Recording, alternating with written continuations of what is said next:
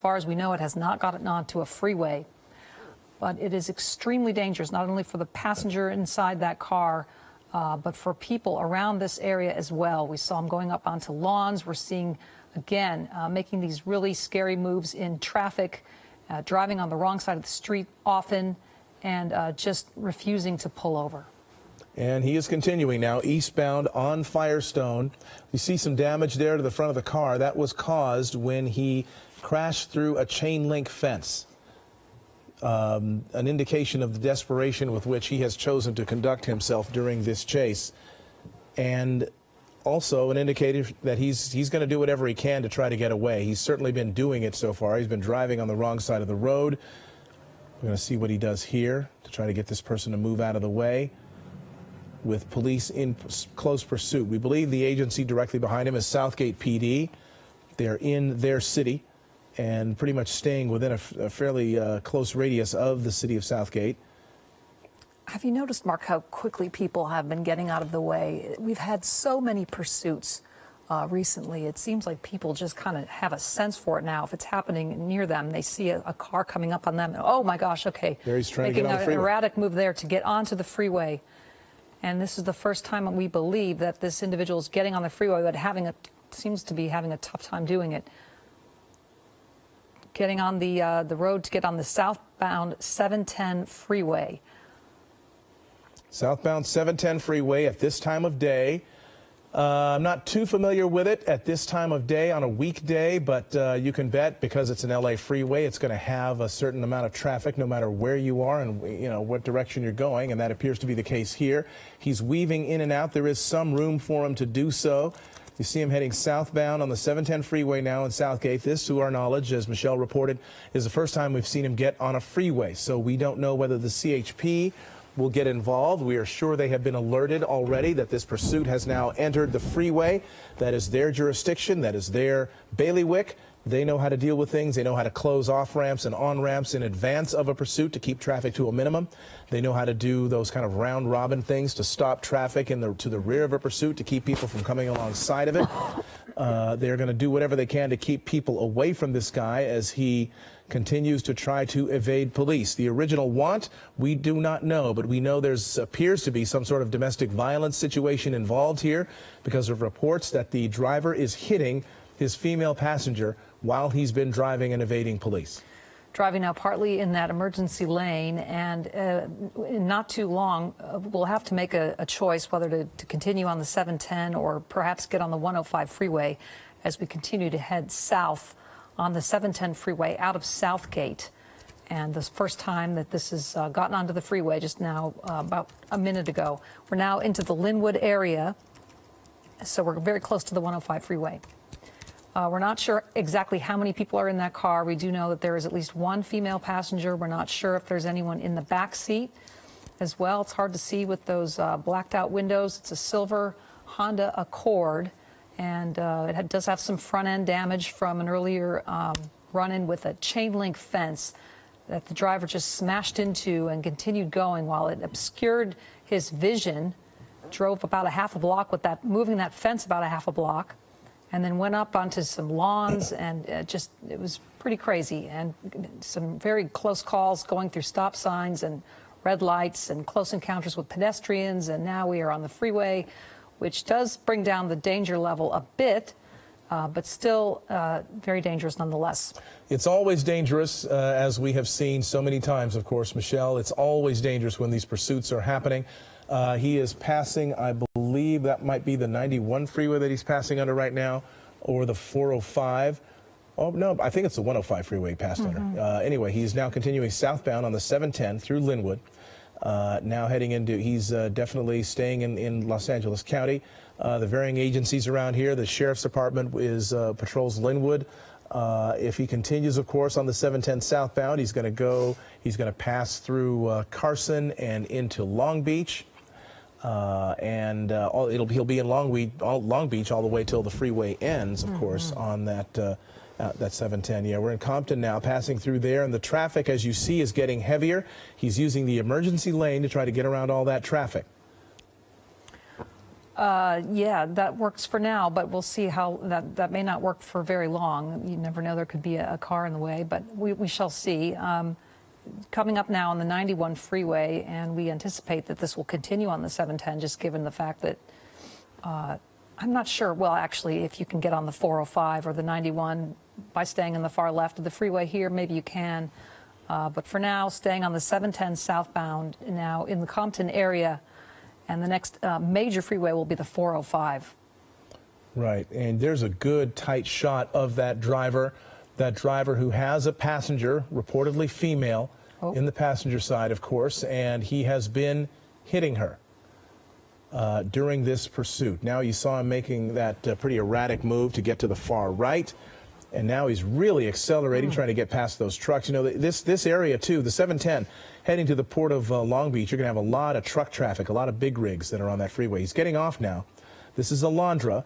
This would be, this would take him, it's very close to Compton, very close to Carson, and now he's crossing all those lanes of traffic, trying to dig a left-hand turn there, getting on the freeway again, looks like it, trying to go in the opposite direction, it would appear. We're going to find out where he's heading. We're going to try to find out if this is... Yeah, still on the 710. South. Okay. Still heading southbound. Still heading southbound. So I was going to say, well, maybe he's going to head back to where this all started, but that's not the case. Heading southbound now, still on the 710 freeway. And this has been going on for close to a half an hour now. We're not sure what the initial want was, but we believe it started in the Southgate area, and it continues now on the 710 freeway. So far, they have not had any opportunities for pit maneuvers or spike strips, and perhaps they will soon. Now we're getting off. Where is this? This is Long Beach. He's now entered in the city of Long Beach. He's now heading on to the eastbound 91 freeway.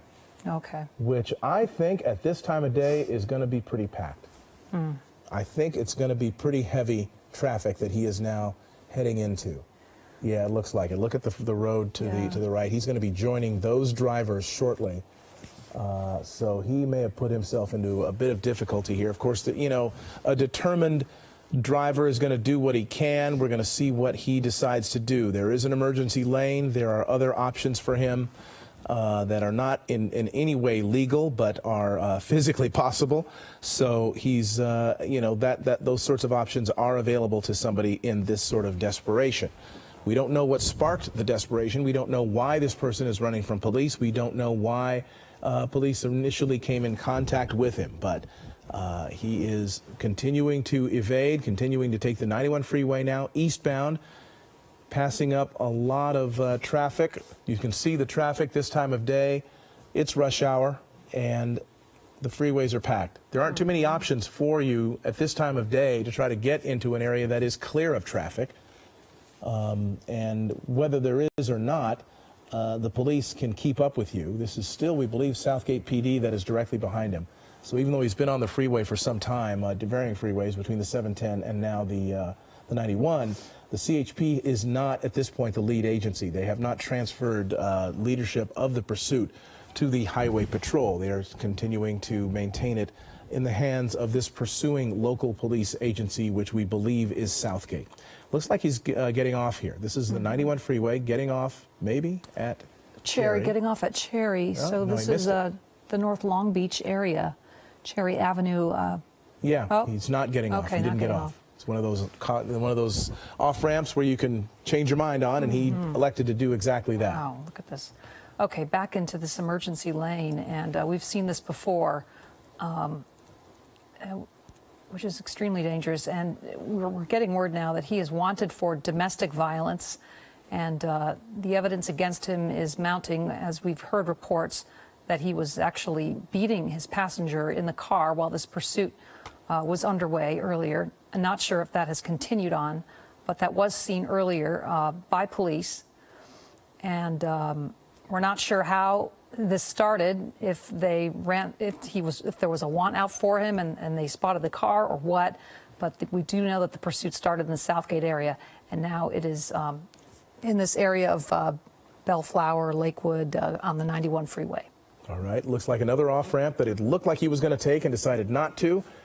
You get the impression he was familiar with that kind of southeast LA County area of Southgate, Huntington Park, South LA, Compton, because he did get off. He was in the surface streets there and he kind of circled around that area.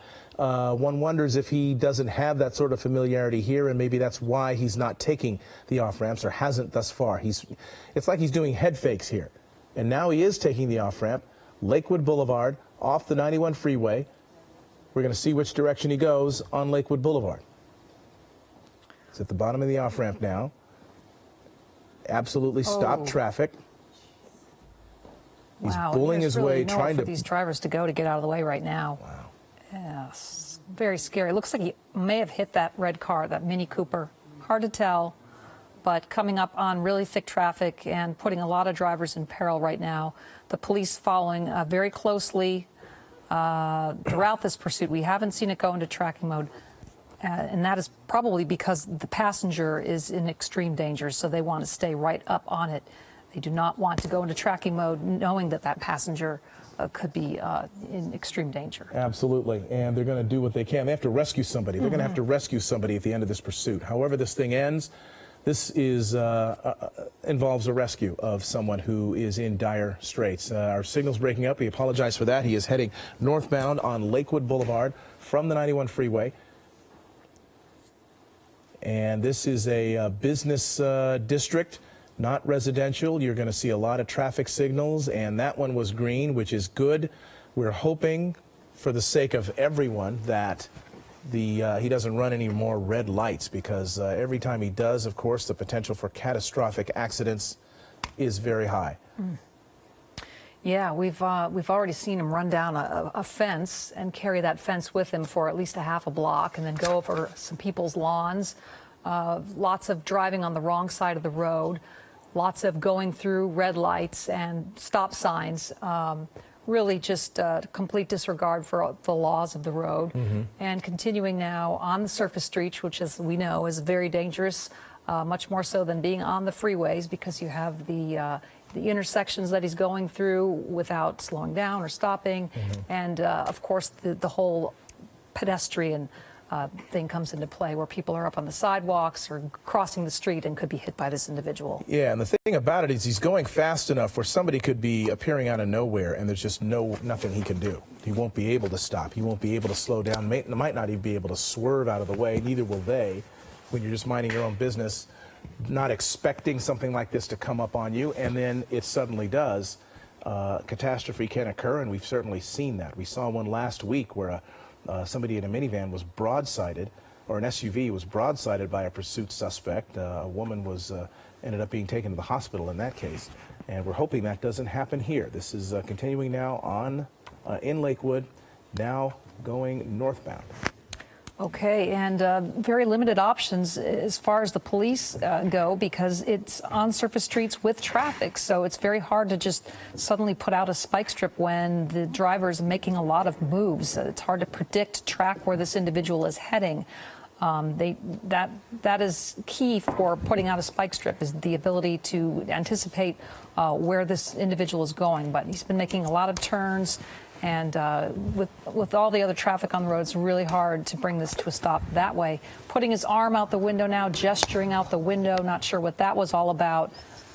Eastbound Rosecrans now, still in the Lakewood area. And if he were to get back on the freeway now, I believe it would be the 105.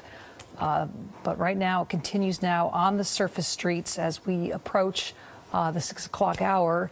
And I'm joined now by David Moeller with Eyewitness News at 6. Hi, Michelle. And as we continue to cover this pursuit, a very dangerous pursuit at that, it's been reiterated that this is a potential domestic violence suspect, as this person once again runs another red light. Very dangerous driving by this person. Obviously, it's somebody who is extremely angry, extremely heightened. There are witnesses saying that they have been seeing him beat the woman that is sitting next to him. There is a passenger, it's a female passenger in that car.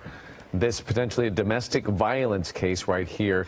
And when we pushed in from Air 7, when we had the opportunity to actually see inside that car, You could see the two people almost tangled with their arms. I don't know if he's holding her or she's holding him, and he seems to be extremely agitated, looking at her, looking back at the road, looking at her, back at the road. We've already noted the fact that he's driven on lawns, driven through chain link fences, very dangerous driving, and it does seem, though, that with his heightened sense of alert, anything could happen at this point. He's in Bellflower now. We're being told he's going about 40 miles an hour on surface streets. He's running into occasional traffic there, and Southgate police are right behind him. We haven't seen, there's a little bit of signal breakup there, but bear with us. We'll get through that as he continues through Bellflower. Ellen Leyva joins me right now, as well as we prepare for Eyewitness News at 6 o'clock, 5:59, going into the next half hour, Ellen. And this is one of those pursuits that you just don't know how it's going to happen. Yeah, very disturbing to watch, because we know that that woman already is in danger. Man wanted for domestic violence. It started about a half hour ago, and we've seen evidence that perhaps he has been striking the woman while he's driving. So obviously this woman is deeply in deep trouble with this man. Right, and we probably need to say that we're going to handle this very carefully. Police will as well. We cover the news every day, and when it comes to these extremely violent acts, many of them do occur in situations that are domestic. Just this irate, this rage, this heightened sense, and they become very violent. Officers, obviously, they know that. They're going to try to handle this as best as they possibly can. And it would be great if they could somehow bring this to an end. But it is the afternoon. There's a tremendous amount of traffic out there. A pit maneuver, when you're around all that traffic, is out of the question. A spike strip, sometimes it's very difficult to get into a position to actually lay down a spike strip. So as they go into Norwalk from Bellflower, entering Norwalk now, officers are just content with kind of staying behind and watching for an opportunity and try to keep things as safe as possible. And you can see him weaving in and out of traffic. He's been going on the emergency lane. He's been going the wrong side of the road. And a very delicate operation for these officers, because they want to stop their man, but they also want to protect the woman that is riding in that car. And hopefully, you know, she's wearing a seatbelt. We don't know what the situation is, but they have to be very cautious to protect the woman's life. Right, and as there's been a lot of physical activity inside that car. We don't know if she's being hurt or not. Maybe they're just wrestling over, you know, the car. We just don't know. But there is a tremendous amount of concern. So there is a look at the suspect he's driving with. See how he was always looking over? They clearly are talking, maybe yelling, maybe arguing. Constantly moving, moving, looking at her, looking at the road, looking at her, looking at the road. There's his arm waving around, too, as he holds on to the steering wheel. So watching that activity inside the car gives us some indication that this suspect doesn't appear to be willing to calm down and pull over. He is angry, he's agitated, and with that woman in the car, it really complicates things. And right now we do have, we're joined by Bruce Thomas. He's a law enforcement expert, and thank you so much for joining us. Are you there, Bruce? Yes, I am. Go ahead. This is obviously a very different type of situation in a pursuit with this woman in the car with this domestic violence suspect. What's the best way to handle this, and what's your take on this? Well, it does present different challenges to law enforcement, because you have a suspect and a victim in the car, so you have to take that into account when the pursuit at the terminus, the end of the pursuit. What they're chasing is a felony domestic violence suspect who's agitated and angry. Right, and so, okay, there he goes, continue to drive erratically, very fast. Keep in mind, Southgate police are staying nearby. He's northeast on San Antonio, which is there in Norwalk, really accelerating right now. I don't know if there was a light there or a stop sign or what, but he is flying through there. So, and he's in a Honda, it looks like a Honda Accord. You can see her legs, too. They're up on the dashboard right now. Oh, wow. That is interesting. Yeah. Okay, so, yeah, pointing out that maybe she's bracing herself or something. Maybe so. Maybe so. She's bracing herself for potential collision. She might be just scared, really scared. And Bruce, so this complication, you said there's a suspect and a victim inside the car. How does that change things when this comes to an end? Well, what we're seeing from Air 7 HD is it seems like the female, the victim, as we'll call her, doesn't seem to really be afraid of the suspect to some degree. So there may be a little more to this domestic violence story than what was put out over the radio. As you can see from Air 7 HD, when they zoom in, she seems very complacent, very calm almost. With the problem, David, as you said, at the end of the pursuit is you're going to have to call the suspect out. They do have some sort of relationship, so how willing is she going to be to have her spouse, significant other, boyfriend to be taken into custody remains to be seen. It's such a difficult situation with a domestic violence victim because you don't know the fear that she's feeling, how afraid she is of her partner there, and what she's going through, because a lot of times it's just fear that holds them back. It's complicated, though, but also if he's a loved one of hers, you don't know if she's going to be an ally of his or an ally of police officers when this thing does come to an end. And you don't know if she's going to get in the way of them taking care of business and doing their jobs, or if she's going to welcome them to try to get him into custody and get him to calm down. Yeah. And we have seen people interject themselves into the law enforcement officers bringing the suspect into custody by holding on to him or basically saying, I love you and I want you to go to jail. So there he is. He's flying through the streets of Norwalk, cutting corners. I guess now it's Santa Fe Springs, 5 southbound Santa Fe Springs. And again, as they believe, he's getting back on that 5 southbound, and traffic is relatively light right here, but he has come into some places where he's come to a stop. Look at him just go across 6 lanes. Yeah, he's coming across some traffic, and then he does a really dangerous swerve there. He's not even on a lane right now. Okay. And whoa. That was an illusion there because it was the overpass that we suddenly saw. It almost looked like there's a collision that's going to take place, but his driving is really erratic right now, Bruce. Yeah, running into rush hour traffic, freeway traffic is back. It's heavy. At some point, South is going to have to turn this over to a bigger agency such as California Highway Patrol, as they just don't have the manpower. They are asking for mutual aid from LA County Sheriffs to have their area step up and call the pursuit for the officers, for their safety. Right. All right. We're having a little bit of an issue with Bruce's phone right now, but we got the gist of that, Bruce, that Southgate, this is becoming such a big pursuit that perhaps maybe they should turn it over to the CHP, but there is Southgate still behind him. However, every time he goes surface streets, then does that throw off the CHP, and who should take this over? Yeah, ultimately, when you get off freeway onto the surface streets, they would turn it over to possibly the LA County Sheriffs as they're in the Santa Fe Springs or Walk area, and eventually sheriffs will jump in when requested only. Uh-oh. Yeah, he's going the wrong way on the street right now. There you go. He's jumped over. He's in oncoming lanes right there, and he navigated through it.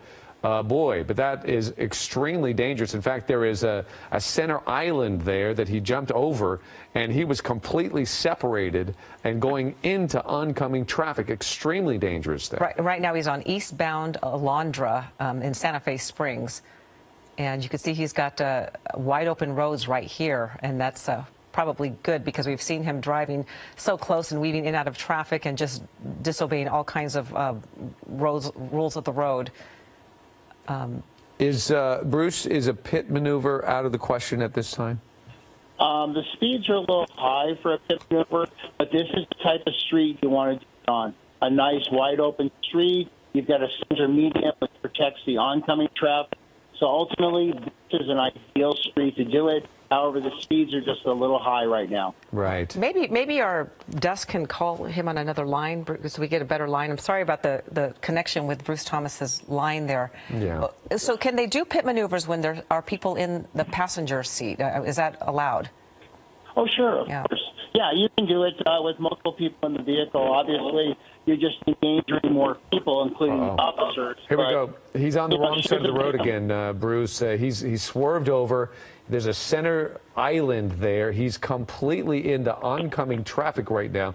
Hopefully people are able to see him coming, and with police officers behind him with hopefully lights and sirens, at least close enough to warn people that something is up. Boy, but that's really dangerous. And he's going to do it again here, it looks like. Yep. He's going into oncoming traffic right here.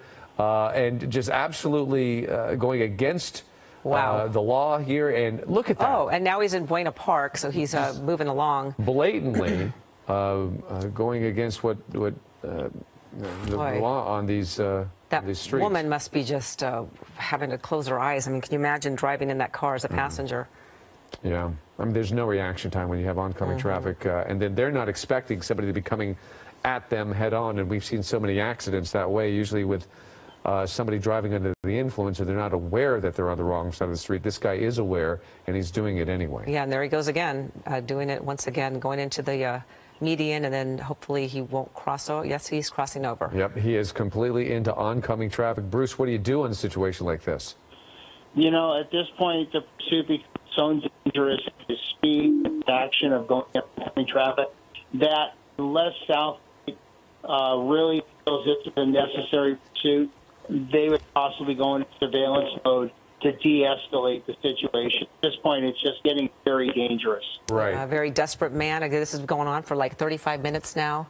A man wanted for domestic violence with someone in the car, a female, and they've been, you know, obviously a very stressful situation for that woman on board, too. Yeah, is it possible then to go into tracking mode and just lay off of that when you know that there's a potential victim in the car? I mean, this is a very complex situation, Bruce.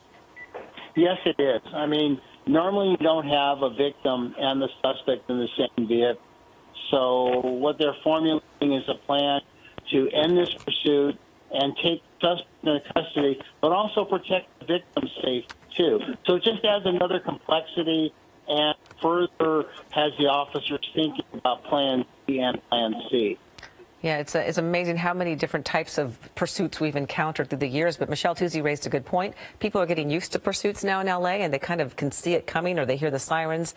He's been getting a lot of leeway, people getting out of his way. Well, let's hope. Yeah. But you never know. And traffic is tricky enough in Los Angeles, just navigating through safely and abiding by all the laws with all the people that are out there. So when a pursuit like this comes by, when he's not abiding by any traffic laws, when he's going way too fast, anything can happen. It could be extremely tragic, the end result of that kind of behavior. So here he is continuing to weave his way through some sticky points there in Buena Park, clearly at a light. Now he seems to be turning into a parking lot. Yeah, because he was on southbound La Mirada. Now you're right, went into some sort of industrial complex or something. Yeah, so we're going to watch him through as he goes through this parking lot, tries to weave his way out of there. He didn't feel comfortable sitting at that stop-and-go traffic, so here he is going to squeeze back onto the street. He at least slows down and looks before he does it, and then there's Southgate Police right behind him. Now we're on Beach Boulevard, I believe, in La Mirada. Buena Park, excuse me, Buena Park. And continuing to drive, just at least he's on the right side of the road for once. And look at all the traffic on the other side of the road. I mean, I don't know if he goes on the wrong side of the road with this kind of traffic, something awful certainly is going to happen. He's accelerating now, a multi-lane road right here, but he's accelerating, and you see the police car a few lengths behind him, but they're closing in, trying to stay fairly close to him, and hopefully close enough to warn people that this is coming, a dangerous situation is coming their way. But we haven't been able to look inside the car as much lately in his behavior. It's hard to see what his female passenger is doing, but that was an interesting shot earlier of her feet up on the dash. Maybe she's so comfortable that she does that, or maybe she is bracing for, he's on the road. Okay, on the sidewalk, on the sidewalk. grass, really trying to get past this traffic, but wow. Just blatant. It's incredible. Okay, so this is in Buena Park. He is literally, Artesia. So he's entered Artesia, driving on the grass and the sidewalk, now cutting through a parking lot. Let's see where this brings us. Hopefully it's a dead end with any luck, but nope. Found his way through. Now he's back on the road. We'll try to figure out which road this is. 2 lanes. He seems to be looking for a way to go. He's kind of right up against that double yellow. And Bruce, are you still with us? Okay, we don't have Bruce right now. But this is Artesia Boulevard in Buena Park. It seems like he's done a couple circles. It did start in Southgate about 35, 40 minutes ago, and it went through Compton and southbound Alameda, Santa Fe. A large space between him and the police cars. I don't see the Southgate police cars anywhere close to him right now. Maybe he lost them in that parking lot, or perhaps they're backing off just to get him to calm down. Here he is, very aggressive. That's into oncoming lanes. Now we don't see what's going on because he's going over an overpass. There he is on the wrong. Oh my gosh! Dear. Look at this. Look at this. This is one of the completely in oncoming traffic. This is one of the more dangerous pursuits we've seen as far as his driving and putting other people in danger. Southbound Knott Avenue. Southbound Knott. In Buena Park, Melissa? Okay.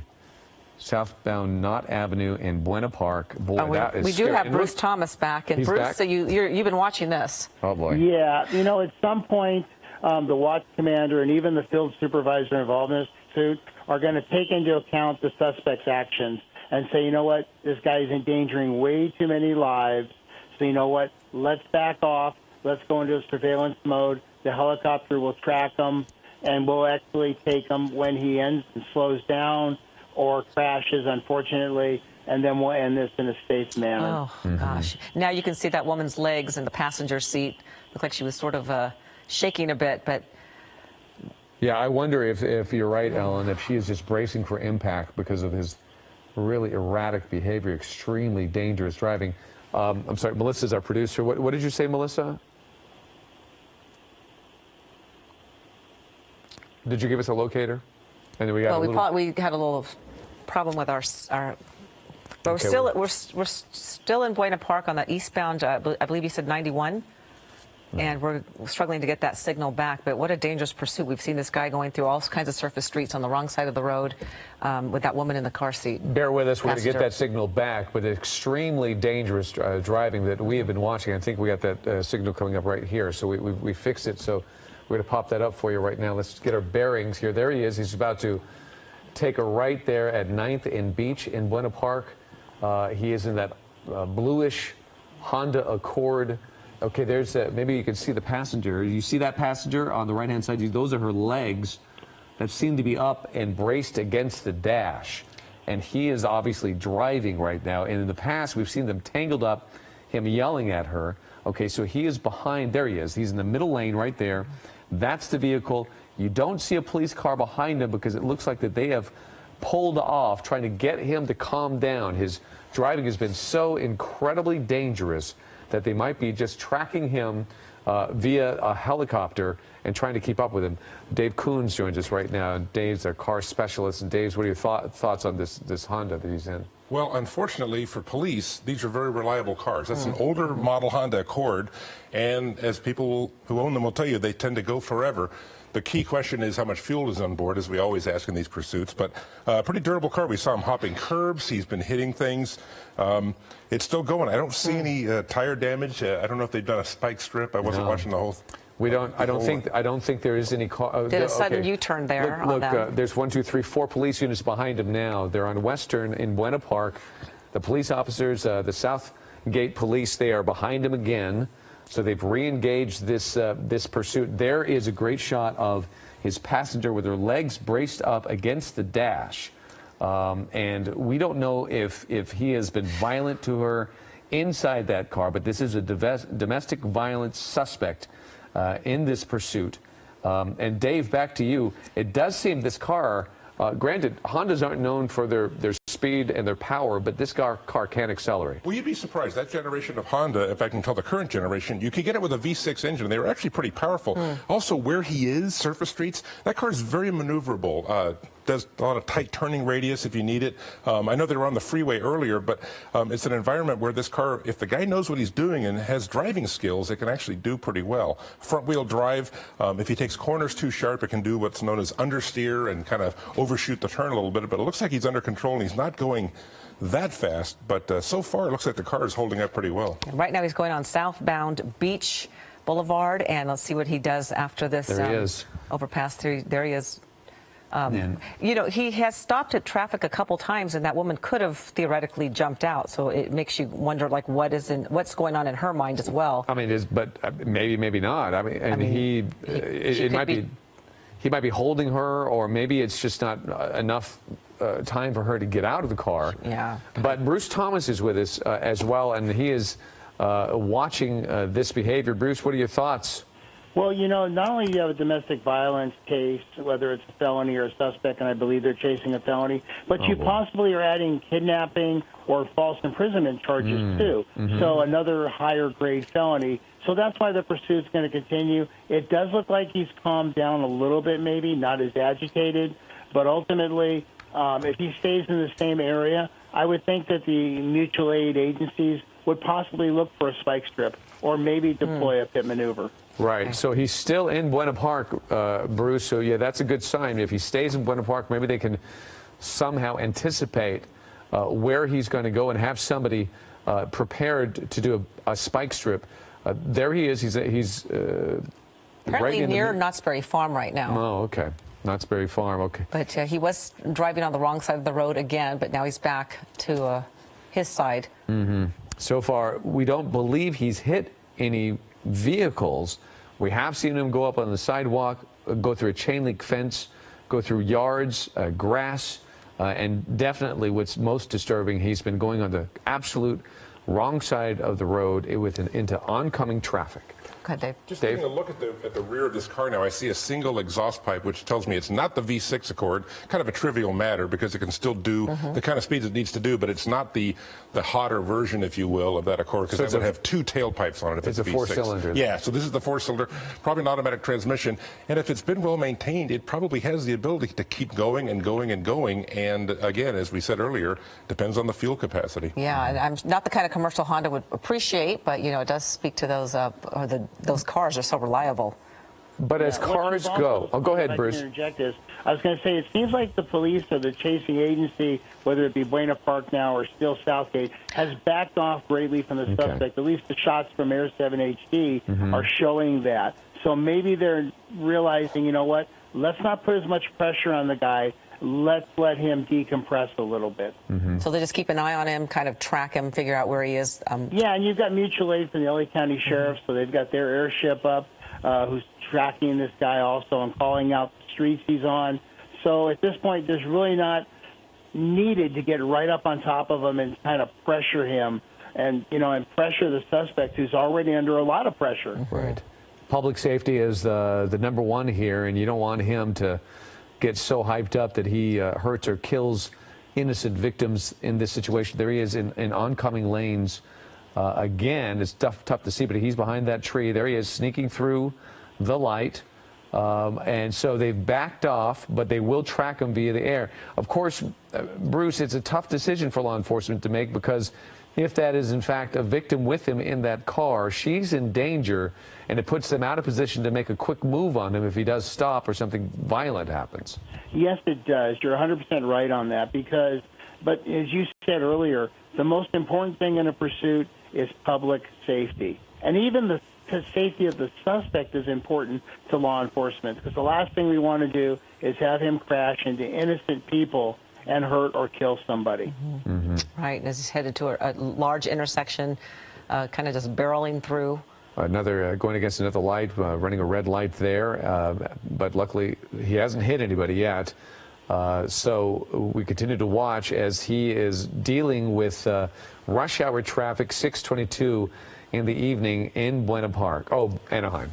I'm correct. So he just entered into Anaheim. Been in about 6 or 7 different jurisdictions there, but now back in Anaheim and driving in the median there, just trying to get past the traffic. And he's done whatever he can. He's gone on the sidewalks. He's gone on the emergency lane. Now driving in the median and just whatever he can do to get away. But and he's sneaking over in that center median. There he is. He's in oncoming traffic again, sneaking back over to the right side of the road.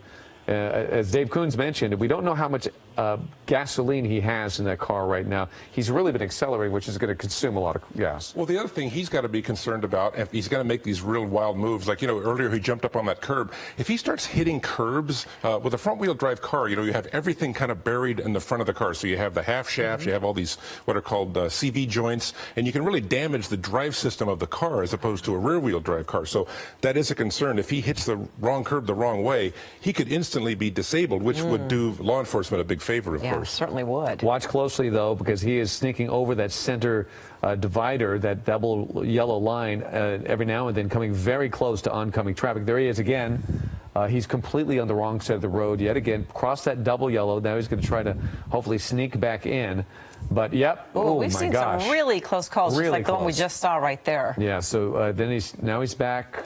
It's tough to see. Yep, he's back over the double yellow, so he's back in the proper lanes. But, boy, that was a close one. And cars, if they're coming at you at a rapid rate of speed, then obviously the reaction time is cut in half and more so. So it's extremely dangerous as we continue to watch him. And now he's in that center. And we haven't received any confirmation that there isn't anybody in the back seat because we can't see with those blacked out windows. But hopefully she's the only passenger. Hopefully, but yeah, that's another good point. Bruce? I was going to say, David, you're dealing with a suspect who is obviously very agitated and very intent on getting away, risking his life, the life of the person in the passenger seat. And we have seen pursuits like this that don't end well. And so the agency's chasing, they're really evaluating this. Yeah, what's concerning, if he is wanted for domestic violence, obviously a man who's in distress and not in his right mind, and then this poor woman, I don't know her situation, but you got to feel for her situation and her part in this. Terrible situation all the way around. Bruce, you've handled domestic violence issues in the past when it comes to law enforcement. Whoa. Okay. And he took he had to make an aggressive left turn. I don't know if that was planned, but he was trying to avoid a collision, it looked like. But Bruce, you've dealt with domestic violence as a member of law enforcement, and just like in the news business, we see many of them turn into extremely violent situations. Yeah, domestic violence calls are probably the worst calls you can go on because you think you have an ally in the victim, but sometimes when you're dealing with the suspect, the spouse, boyfriend, a significant other, and you take that person into custody, the victim all of a sudden becomes agitated and upset because you're possibly taking away their breadwinner, their spouse. And so it just becomes very volatile. Yeah, it certainly does. It's difficult to watch. Go ahead, Dave. The other thing is, this pursuit goes on. One thing that can really be affected on that car, even if the engine holds up, is the brakes. Brakes get overheated very easily. And even police vehicles, which have very heavy-duty brakes, at the end of a pursuit, you can smell this horrible burning smell, like when you've gone down a really steep hill. This guy, if he keeps making these really hard maneuvers and keeps stopping hard, those, especially the front brakes, they're going to start overheating, and he's going to lose his braking power maybe when he needs it most. That's a good point. I actually did a police pursuit academy with the Sheriff's Department, LA Sheriff's Department. I learned so much, but also I learned how inept I am at being behind the wheel. But one of the things that they do teach you is, what's interesting is you don't ride the brake. You either hit it hard and then you're off of it so it doesn't overheat. That gives them a chance to cool, because when the friction material or the brake pads are up against the disc, if you're riding that, it never gives the disc a chance to cool. If you see auto racing that goes on at night, you see the brake disc glowing orange. They're not going to get that hot, but they're definitely going to do it. So police officers are trained to drive to let the brakes cool down. And if you notice, when you go down a mountain grade, they say, gear down, stay off the brakes because you'll overheat them. If this guy doesn't know what he's doing, he can be overheating his brakes, and what will happen is, when he needs to really, really use them for a hard stop, they're not going to have the bite. Oh, dear. Well, that could be bad. And then when he's accelerating or driving extremely dangerously and he goes to the brakes and they're not there, then everybody loses in a situation like that. Bruce, driving that academy that I took with the Sheriff's Department was eye-opening. This is not easy work. No, you went to the Sheriff's EVOC, or Emergency Vehicle Operations Center, and like you said, they teach the braking. It's emergency braking. It's hard braking. It's not ride the brakes for an extended period of time. Just because, as Dave said, the cars can overheat, so it's emergency braking. But they also teach you've got to think outside the box a little bit. Cut the apexes, get close enough to the vehicle, but not. And I'm sure, your adrenaline was probably on a scale of about 20, too. I can only imagine. As we're watching this pursuit that's been going on for 45 minutes or so, and this domestic violence suspect with a female passenger in his seat, and we've had reports that he's been striking her, hitting her while he's driving.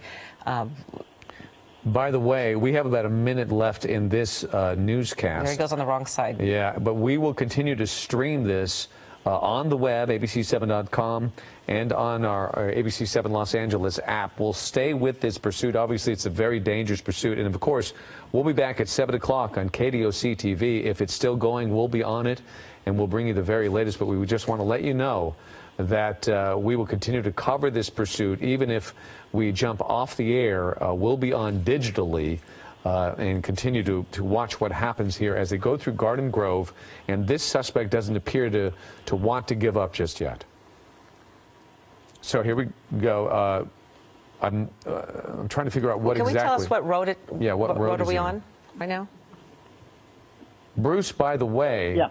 That's a wide open street. We only have a couple of seconds, but is this, if he doesn't accelerate too much, could this be the perfect time to do a pit maneuver? This is the perfect storm street to do it on. I'm surprised the PD is not a little more up on him to maybe force this issue. That's a perfect street. Right. Because we're looking, this is happening on Brookhurst Road, rather, in Garden Grove. We're going to continue to watch this. Join us on abc7.com and the ABC7 Los Angeles app. We'll be back at 7 o'clock on KDOC TV. Our thanks to Bruce, Dave Coons. You've been a huge help.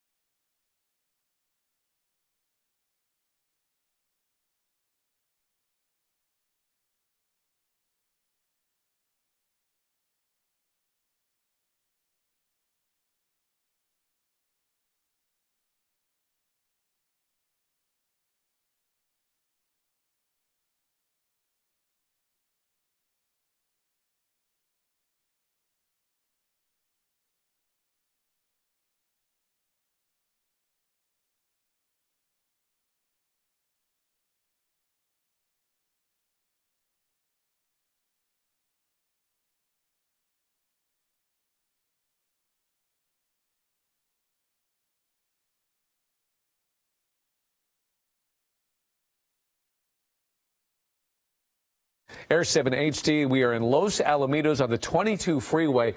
He has been driving extremely dangerously. He has not slowed down one bit. We did watch him a few minutes ago wind his way through Huntington Beach, and then it was onto the 22 freeway where he has just passed through Garden Grove and now is in Los Alamitos.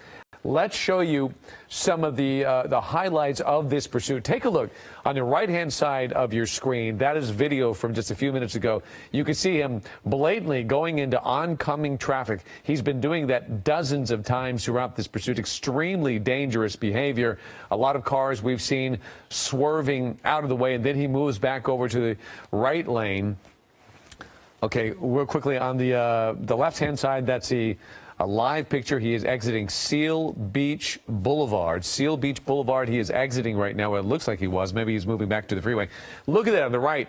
Also, that is video driving onto the sidewalk, onto the grass.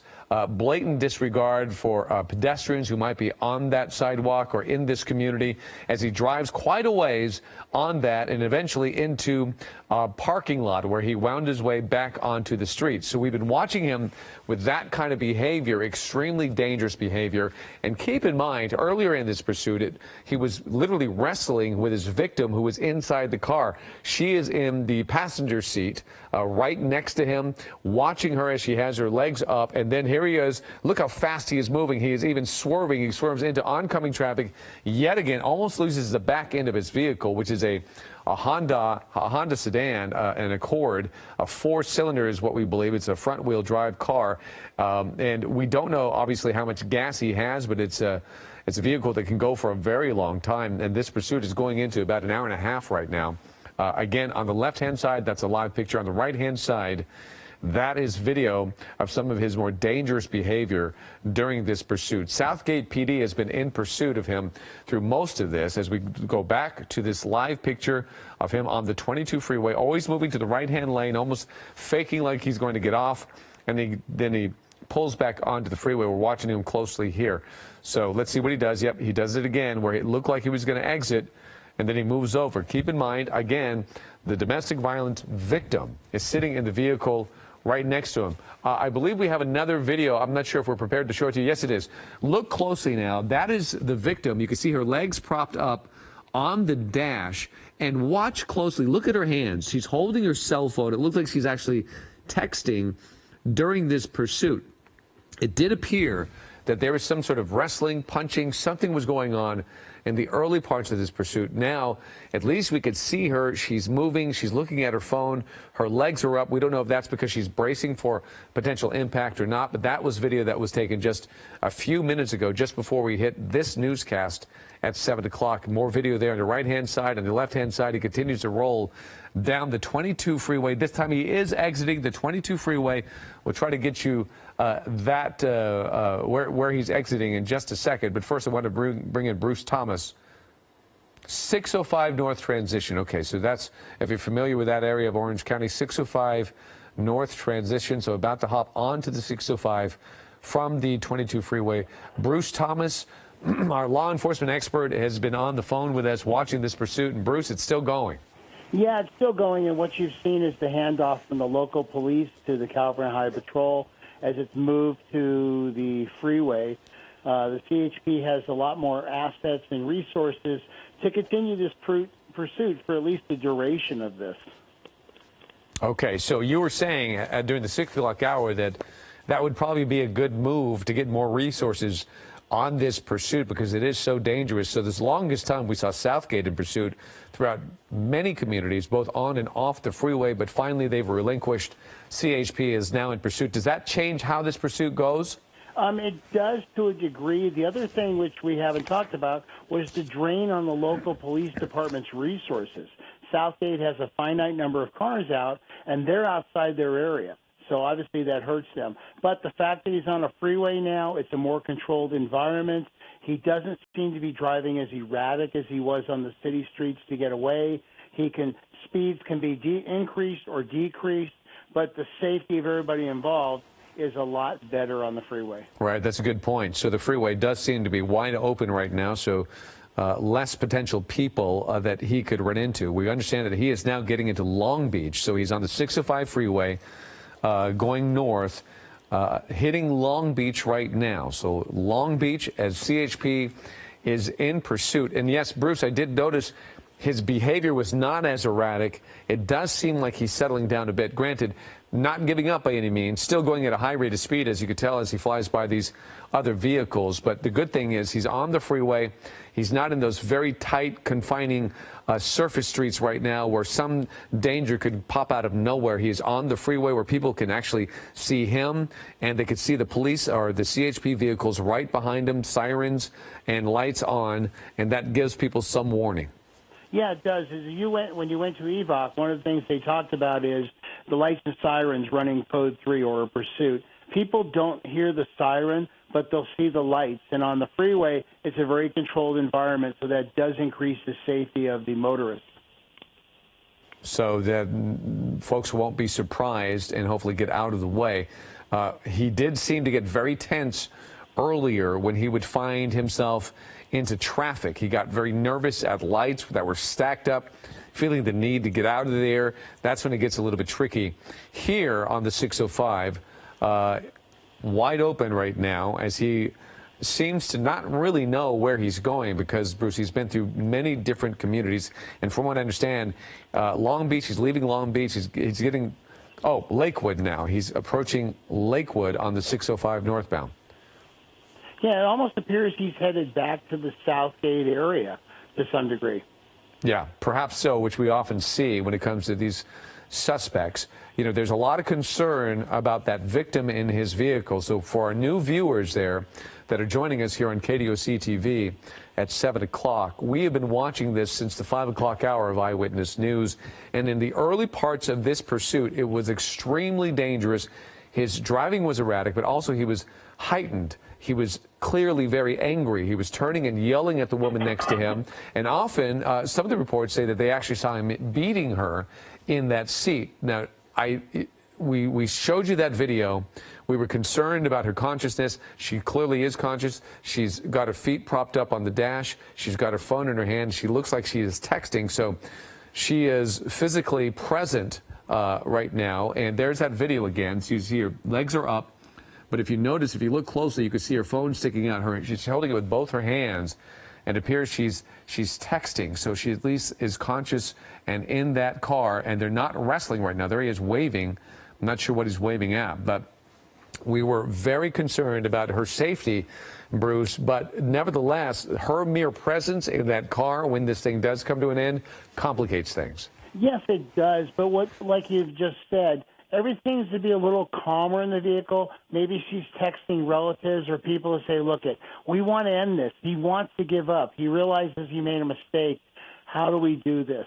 So hopefully they're in touch with law enforcement and they can put an end to this in a safe manner. I mean, his speeds are, 69, 70 miles an hour. So he's definitely calmed down a lot. Good point. As they enter Cerritos right now, Cerritos off the 605 freeway, that's where they are. The video on your right is just that video. The shot on your left is a live picture from Air 7.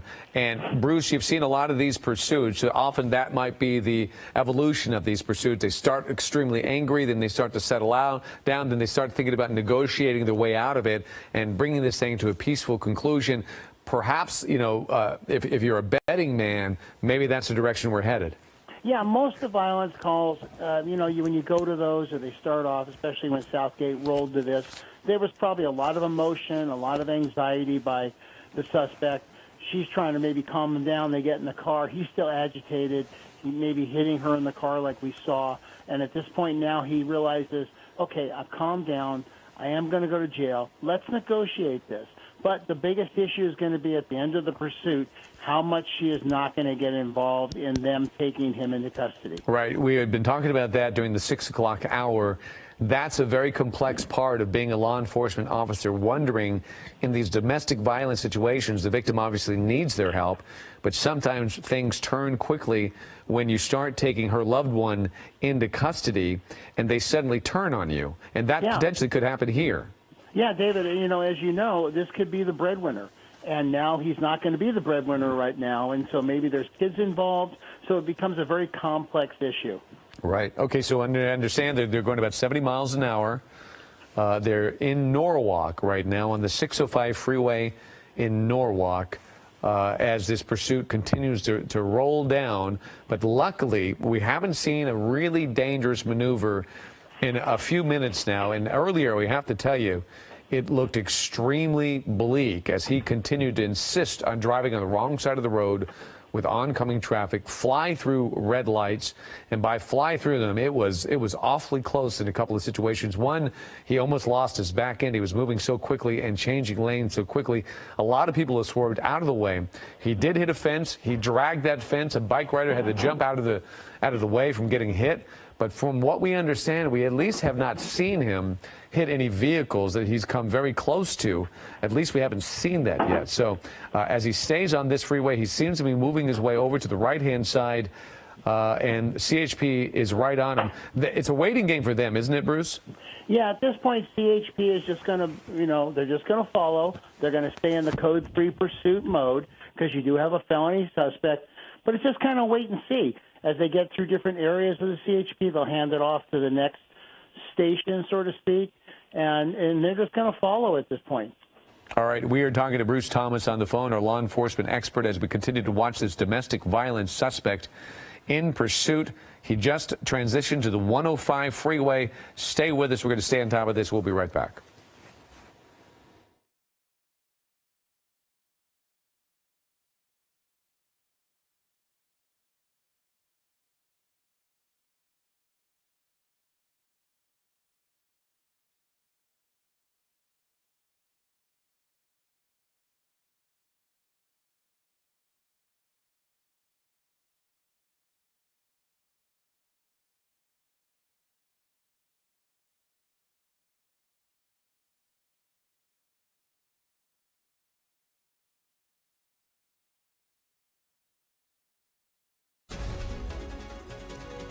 All right, we want to take you back to that pursuit. We are on the 105 West in Downey right now. The car that's being pursued is the one in the far left lane. You can see him moving through traffic. It is a Honda Accord, four-door, kind of a silver blue. That's it right there. Older model Honda, but it's a peppy car. This guy has been driving it like crazy, accelerating, taking very tight turns.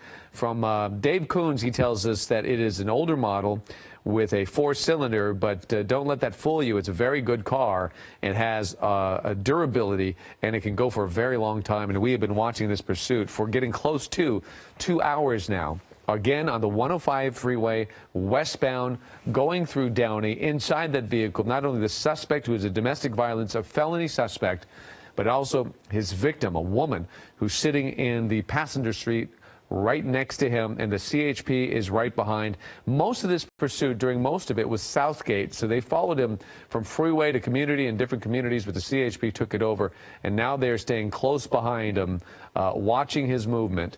In the meantime, Bruce Thomas joins us right now, our law enforcement expert, to help me analyze what's going on. Bruce, they're content in just letting this guy go? Run the helicopter. You cannot outrun the radio. So at this point, we're going to stay behind him. We're going to follow him. At some point, hopefully the suspect gets tired of this game, pulls over, and gives up. I mean, he's ultimately going to go to jail, and in his mind, hopefully he can rationalize that. And there's a really good chance that they already know who this guy is. It's not like he's going to be able to avoid them. Even if, let's say, he got away today, they're going to still get him.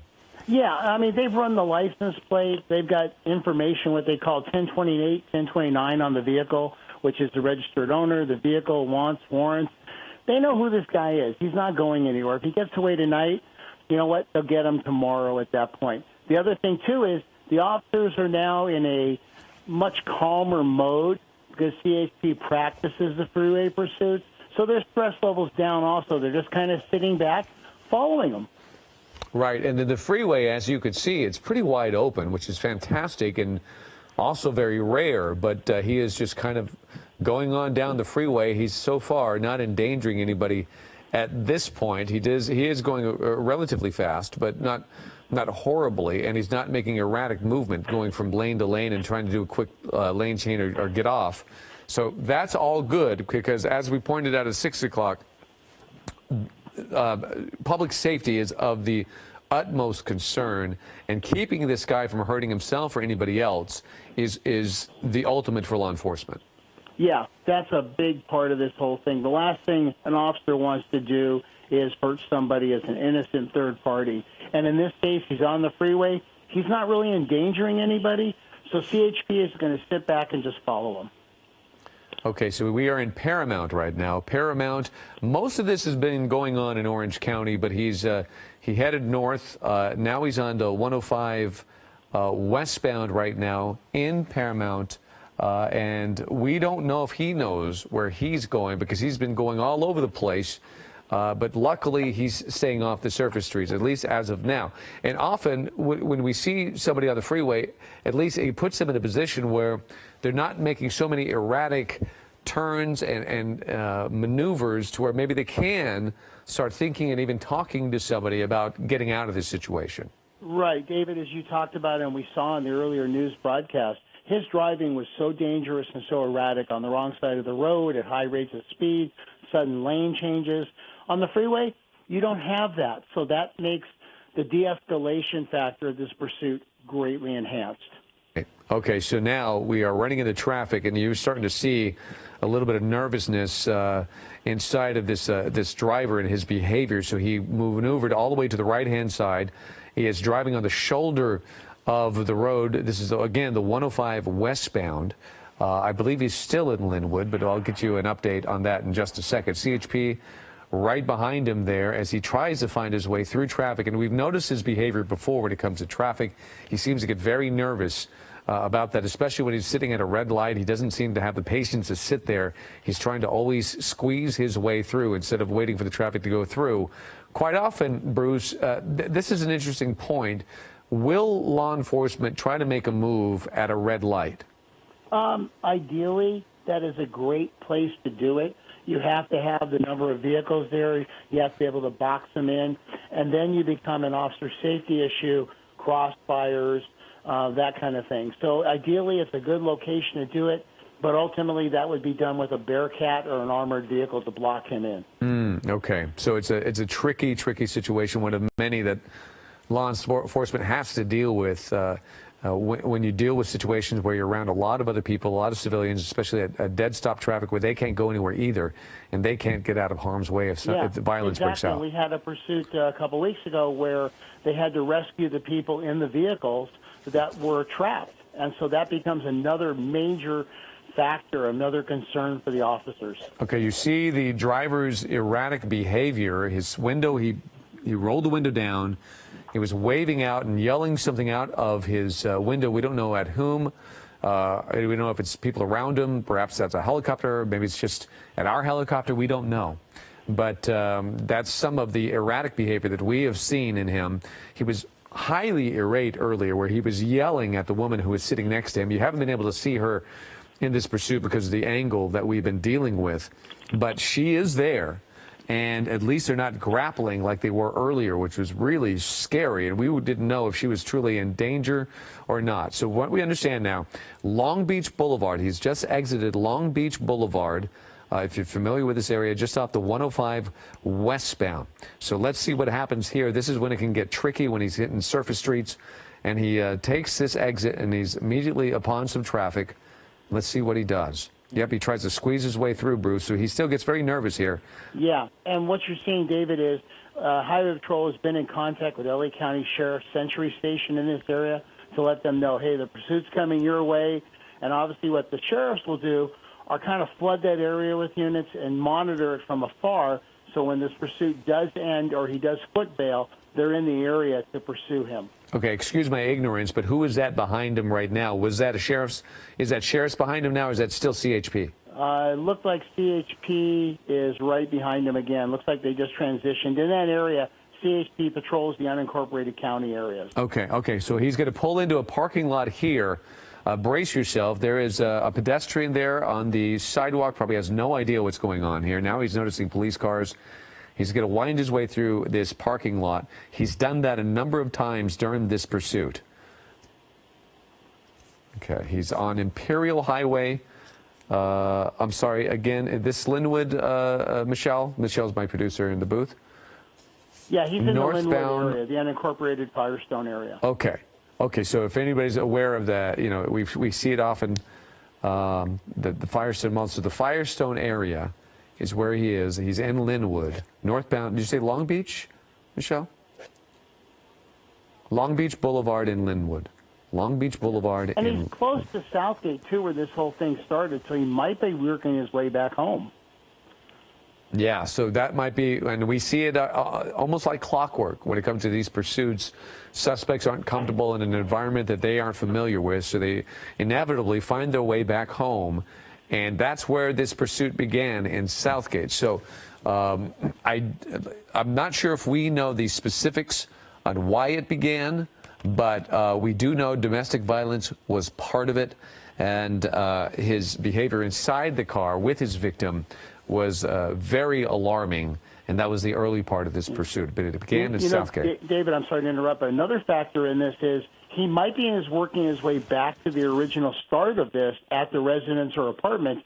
Southgate PD could be waiting for him there, and he's negotiated that. Oh, okay. So maybe there's a purpose besides the fact that he's just trying to get back into familiar territory. But this is what they often do, is negotiate where he's going to give up, and perhaps quite often they want to do it in front of their family. Yeah, because they know that nothing is going to happen to them. And obviously the police don't want to use force, deadly force. Maybe they'll have to use less lethal, pepper balls, things like that, to take him into custody. But ultimately, he's making a statement to his family, and obviously the police will honor that request to some degree. Right. And then also keep in mind, there is a woman sitting next to him. Perhaps her family is there as well, or they're all connected. We don't know, but maybe there's support for her as well, and he might be doing her a favor as well. We don't know. This is all speculation. We hope it goes down safely and calmly, and violence does not break out. But I have to tell you, they have to be prepared for anything, especially in the early parts of this pursuit. It seems so dangerous that it is almost remarkable that nothing bad has happened. Again, we're going to show you some of the highlights from earlier, and that is him on the right-hand side. That's video that was taken, and that shows you his behavior going into oncoming lanes. He even has an island between him, so he can't even jump over on the right side of the road if he wanted to. But lots of that, lots of oncoming traffic. He never hit anybody, but it was extremely scary when he kept on doing that, and he kept doing it at a high rate of speed. And again, we're going to continue to watch. There he is on the sidewalk, on the grass, and he did that a number of times, as well as when he hit a fence, and he dragged that fence, a good portion of it, from an athletic field, dragged that several feet. So that's the behavior that we're talking about, where he was driving erratically, he was doing things in the car, seemed to be hitting the woman sitting next to him, and that was extremely stressful for everybody to watch. Okay. Florence area, Long Beach Boulevard. So that's the latest. He's in the Florence area right now. Continue to watch him as he flies through these, and as you'll notice the lane he's in oncoming traffic again, but at least he's going a little bit slower than when we saw him earlier. I imagine CHP is still right behind him, so hopefully people will see that and know that something is coming their way. So winding his way down Long Beach Boulevard in the Florence area. Let's watch and continue to see what he's going to do. Yeah, he's not driving as dangerously as he was before. Yes, he's in oncoming traffic, but his speeds seem to be very much slower. Okay, he just crossed Broadway there, Bruce. So on Long Beach Boulevard still, just crossing Broadway in the Florence area. So if you're familiar with that's where he is. And yeah, David, if he makes the right turn and starts going east, I would say he's going back to Southgate. Okay. So we'll continue to watch and see what he does here. But you're right, his driving is so much slower. He seems to be in a bit more control, even though he's still breaking the law at times. But he's not outrageously fast right now. So just as a minor fact for information for the viewers, they will go back and pull the tapes on this pursuit, and they will charge him with every single violation. Oh, yeah, that's good. Good. So, yeah, you'd hope they would do that just to make people accountable. And let them know that they cannot get away with all these actions just because the pursuit is over. There's supposed to be a mandatory 2-year prison sentence for pursuits. I'd like to follow up on that to see if it's still in effect, but that was something that the law changed. Mm-hmm. Okay. As a deterrent to this. Yes, yes, and we do need deterrence, that's for sure. So he took a quick left-hand turn. That was off of Pacific Boulevard he was on. A quick left-hand turn. Huntington Park is where he is right now. Huntington Park on Walnut. Huntington Park on Walnut. This is where it gets a little bit scary. It's obviously a very narrow street. Look at all the cars and the people that are out, too. I wonder if he's familiar with this area, but people, I think, are very aware of this pursuit. So you can see them walking out and looking at this pursuit, so they're aware of it. Uh-oh. I just saw the passenger door open. Maybe he's close to home. Maybe she's trying to get out. But did you see the passenger door open just quickly, and then it closed when he was slowing down there? Yeah, I think he's definitely getting closer to primary residence or friendly territory, as they call it. Mm-hmm. You were talking about people coming out watching this. Well, social media is a very powerful tool, and I'm sure people are watching this on Twitter, seeing the 87 app, so they're aware of where it is. The door open again. The passenger door is open. Let's see what's happening. He stopped abruptly. Did she get out? No, she did not. But the door we've seen opening a number of times. And good point about social media. So social media, as well as television, it's keeping people abreast of this pursuit. And my producer now tells me, Bruce, that this is very close to where this thing started. Yeah, I would not be surprised if he heads back home, he stops, she gets out of the car, goes to her loved ones, and they do a felony stop and take this guy into custody. Okay, so maybe that's why the door keeps opening. Maybe there's a bit of an argument going on and when she can and can't get out of that vehicle. She clearly wants to get out. That's why the door is opening. I'm not sure if he's letting her. I think you're 100% right on that. Yeah, so we've seen it repeatedly open. He seems to accelerate and then slow down, accelerate and slow down. There seems to be some indecision here. Okay, the car stopped, but the door didn't open. She didn't get out. It would make things so much easier if she gets out, right, Bruce? Oh, definitely, because now you don't have a two-pronged problem. You have just a one-pronged problem, as they say. You have to deal with a suspect, not with a victim and a suspect. Right. A victim who may not comply. Right. Okay, so you see all the people out on the street. Some have their cell phones out. They're very much aware that this pursuit is going down the street. It does seem that they do know where they are right now, and now it's just a matter of deciding what to do at this point. Back to their home turf or their home territory, familiar. Maybe they just couldn't figure out what to do and how. Her feet are still up on the dash there. You could get a good shot of the victim. She's in the passenger seat. Those are her legs. That's the way she's kept them for the last 2 hours, basically braced up against that dash. We don't know if she's bracing for impact or maybe that's just the way she wants to sit at this point, but that's her. A shot of the victim as well. And then he there is driving. You can see his hands on the steering wheel. So tinted windows, it's tough to kind of look in from the side. Earlier in the afternoon, we had a pretty good shot. So we don't know if there's some kind of negotiating going on between the two of them right now. But let's continue to watch and see what they do. Oh, he's got his window down now. You know, David, it's just interesting how she doesn't seem as very frantic as she was earlier. Oh, she's waving. She seems calm. You're right. Look at that. She's waving. But I don't know. I guess we can't. Northbound Long Beach Boulevard is where they are. Northbound. Okay, in Southgate. So they're in Southgate on northbound Long Beach Boulevard. Yeah, so, but we can't jump to conclusions either, but that is interesting. Her window is down. She's waving, but could she be waving for help or she waving? You know, I think we're going to go with the other avenue on this, that she's in friendly territory and maybe they're making, I hate to say it, like a victory lap almost. Right. Maybe she does. Maybe she feels that she's in trouble as well. We don't know. But yeah, I think there's a lot to figure out on what has been happening here and what the situation is. But they are calling this a domestic violence suspect.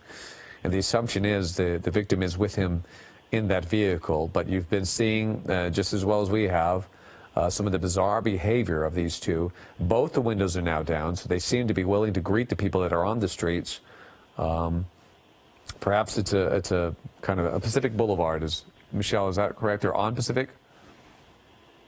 Okay, Long Beach turns into Pacific Boulevard, so they're now on Pacific Boulevard in Southgate. Yeah, and what you're seeing, David, from Air 7 HD is you're seeing sheriff's units in the area. So they're blocking intersections. They're trying to control this guy to see exactly where he is going to go. Let's say hypothetically, there's a negotiation going on right now, and they're hoping this guy pulls into some place that he's familiar with and eventually gives up. Do they try? Are they fighting? Uh-oh. All right. It looks like there's some agitation going on. Yeah, and maybe she was trying to get control of the car or something, but there's something going on in the car, so they're getting more and more agitated again. Yeah, I did see some physicality going on inside of there. Then he swerved quickly. Maybe he swerved because he wanted to, or maybe she's trying to get control of the car. We don't know. And David, that's another, part of this equation is the more she gets agitated toward him, the more agitated he gets and starts doing stuff which maybe we as law enforcement don't want to see happen. Yeah. All right. This is kind of scary when you see somebody moving around inside the car like that. So he clearly is yelling at her. He's moving around a lot more. This is starting to remind us of their behavior near the beginning of this pursuit when it would look really dangerous inside that vehicle. So they seem to be getting more and more agitated. Maybe she did want to get out of the vehicle and he didn't let her. Maybe they did negotiate to stop this and he didn't do it. And he's continuing to roll through, and he's just sitting there with some indecision right now, and she's tired of it. Yeah, she could be yelling at him, getting him amped up, and now he's back on surface streets, and you see his driving has become a little bit erratic again. Okay, so they're in Huntington Park, from what we understand. And, yeah, with those windows down, we get a much clearer shot of what's going on in there. He seems to be moving around a whole lot. He's moving stuff. He's doing a lot of that, grabbing something from down below and throwing it into the back seat. He's constantly turning to her and talking to her or yelling at her, and that's exactly what he was doing earlier on. Now he's rolled the window up, so we can't see him as well. Yeah, and that presents another issue for law enforcement with tinted windows. They don't have the visual to look in the vehicle on a safety aspect of this. All they can see is through the front window, and on a felony stop, you're not facing the vehicle. You're controlling it from behind. Mm-hmm. Right. So just one more of the many obstacles that law enforcement has been dealing with and is going to have to deal with when it comes to this situation. So they've gone beyond Southgate. They're in Huntington Park right now, moving into Vernon. So maybe he decided not to give up. Maybe he's decided to let this go a little bit longer while he thinks this through, although there's really not much to think about, but maybe in his standpoint he thinks there is. Yeah, he's going to jail ultimately. The only thing, the question is now is he going to go jail at 8 o'clock or is he going to go jail at 9? Right. And a lot of concern then also about his state of mind when this thing comes to an end. We don't know if he's armed or not. We personally don't know his background, but law enforcement may have a good idea of who this person is. Right, Bruce? Yeah, they do. They've worked him up. They've run him to see how much information as they can get. And if she's been in contact with law enforcement, those are questions they're asking. And what they've found is, and I've seen in my experience, is these people may have warrants. He may be on probation or parole, and this may be what puts him back into jail, and so he's prolonging it. Right. He's at that I don't have anything to lose position, perhaps, which makes it especially which for scary. The general public is not a good position. Right. That's terrible. And then there you could see, I guess is that a CHP officer behind him? Yeah, I think CHP is still in pursuit as they're in a lot of the unincorporated areas, and CHP has not relinquished it to the local agency. Yeah, it's still CHP. Okay, so he does seem to be a little bit closer to the car. Could they be considering a pit maneuver, or is this still too fast? The speed, I'm guessing, is probably around the 40 mark. It may be a little high, but I think they're going to put some pressure and end this. I think they're done. He looks like he's slowing down a little bit. We may see a pit maneuver very shortly. Okay, he's on northbound Santa Fe right now. It's a little bit more of a narrow street, but as you'll notice, it doesn't seem to have as much traffic. That's a good sign, but he is moving. There's a little bit of traffic there, but he does seem to be accelerating right now. So it's complex. We don't know now the situation when it comes to the victim next to him. Maybe he's decided to completely blow off the whole idea of giving up. And now, I'm sorry, Michelle, where are they again? Moving into the city of Los Angeles. It looks like he was considering a pit maneuver there. Yeah, he was getting close enough to do it, and now you see an SUV coming in, which has the special bumpers to do a pit. So I think very shortly we're going to see it. However, the speeds are increasing. That does present a problem. Right. And then this guy probably knows what they're trying to do, so he's going to keep his speeds up. Unfortunately, most bad guys do know police procedures to some degree, so he may just prolonging this. But this is an ideal street to do it. It's nice and wide. However, there are some oncoming traffic, and that does present a safety issue. Right, but it's a dangerous maneuver, but we've seen it work before. And when it comes to getting this over with or letting it go on and potentially harm innocent people, oh, here we go. He's moving in just a little bit there, and he backs off. So, again, they are on northbound Santa Fe. They've entered Los Angeles right now. Does that change any aspects? It only just because of the traffic, but you are in an industrial area, so as we get closer to the evening, the area is kind of quiet. But I can guarantee you the CHP has been given permission by their watch commander to deploy the pit maneuver when they see applicable. Okay, so they crossed Olympic from Santa Fe. They left turn on Olympic. What is this here? I'm trying to figure out what's up. All right, he's getting on the freeway. It almost looked like he was going to do it there, Bruce, but I guess he decided not to. Yeah, only because the oncoming cars there and spin this guy out. Right there would be a perfect place to do it. Right, okay. 10 East is from what we understand. I think we're going to, I thought we were going to see it right there. Boy, that's scary business.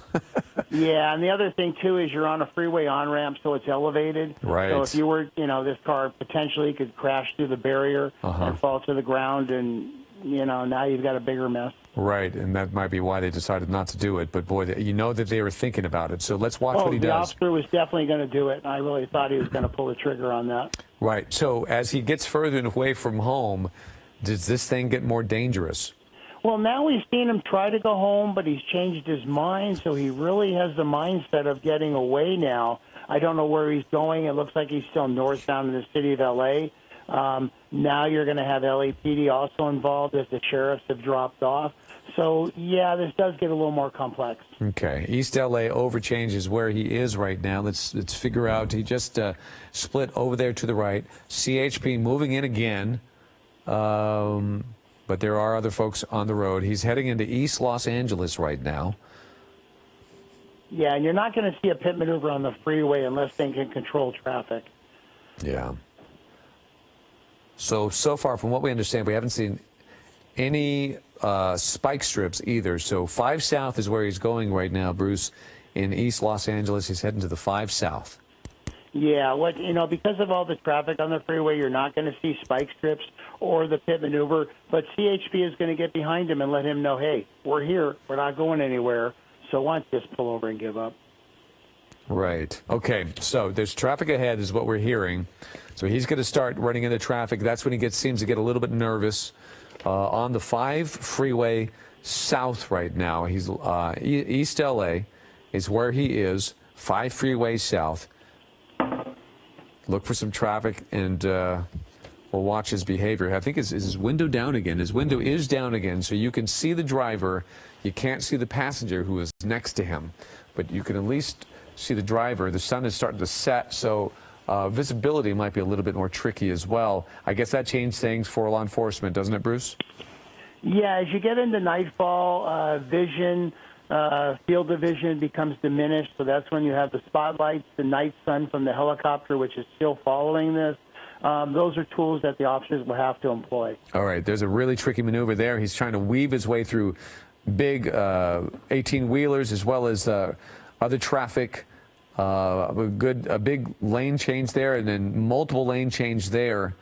He seems to think he can avoid or get rid of the CHP, but it's doubtful. So there he is on the far right-hand side. He seems to be exiting the freeway, and we'll give us 2 seconds here, and we'll tell you exactly where they are. But just exited the freeway, back onto surface streets into oncoming lanes. He just misses the car right there that took a right-hand turn. eastbound on Olympic. Eastbound on Olympic. He's accelerated to a high degree here, so the danger has increased quite a bit, Bruce. Yeah, he's back on surface streets. He's back on the wrong side of the road. He's driving erratically and increasing speed. It's getting dangerous again, and I wouldn't be surprised if CHP at this point may back off into a tracking mode. But it's the watch commander's call, and if I was the watch commander, you do want to take this guy into custody, but public safety outweighs everything. Right. You don't want innocent people to get hurt in this situation, and then you gotta wonder that the woman sitting next to him, when she kept opening that door when he was going a lot slower, if she's regretting not jumping out of the car at that point, because now it seems like she's stuck and there's nothing that she can do at this point. Yeah, and like Dave Kuntz was saying earlier, you've got a Honda Accord, very, very maneuverable vehicle, as we saw on the freeway, and how he weaves in and out of traffic. And the police cruisers are a lot heavier and a lot bigger vehicles and may not have that turning radius or that mobility, so that's another issue. All right, so the CHP moving. Oh, no, is that Sheriff? Is Sheriff's on him now? Or is that still CHP? CHP, yeah. Okay, sorry. They may try to pit him right now. Yeah, they moved way in on him, and then he backed up, but they got right up parallel to his bumper, and then suddenly they pulled off. So they almost got there. They made an aggressive move, and it looked like it was going to happen. Probably speed was again, a concern. And there you saw a car going through the intersection, and then he just blatantly kept going. So the other thing that CHP may be doing is trying to get up there to have a good visual inside that vehicle to see what the female victim's doing. Her feet are on the dash. She seems very nonchalant about this. Okay. All right. Yep. That's what we've been seeing for a long, long time. So let's see here. He seems to be up. He is driving more dangerously, weaving in and out of oncoming traffic, flying through traffic lights against the red light. That's okay. Michelle, remind me.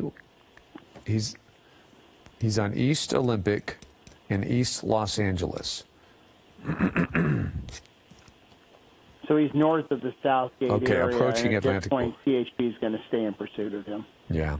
So he's approaching Atlantic Boulevard on East Olympic in East LA. Again, a Honda Accord. Dave Kuntz warned us that this vehicle could go for quite some time, although he has been really accelerating. We've been watching this pursuit for more than 2 hours now.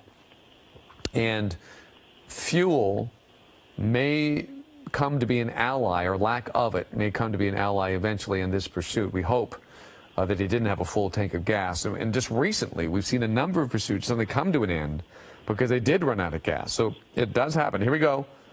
Let's see if he does this pit maneuver. Oh, and he's swerving into oncoming traffic, oncoming lanes. He saw it coming, dangerously moves into oncoming lanes. He gets away from it, but the CHP officer remains very close to his bumper. He's moving in again. Let's see if he does it. No, and he swerves into oncoming traffic again, and the CHP officer pulls back. But he got very, very close on that last one. But he seems to be really moving now at a very high rate of speed with other traffic in the area. So, Bruce, this guy, he knows what they're trying to do, and he's going to do everything in his power to not let them.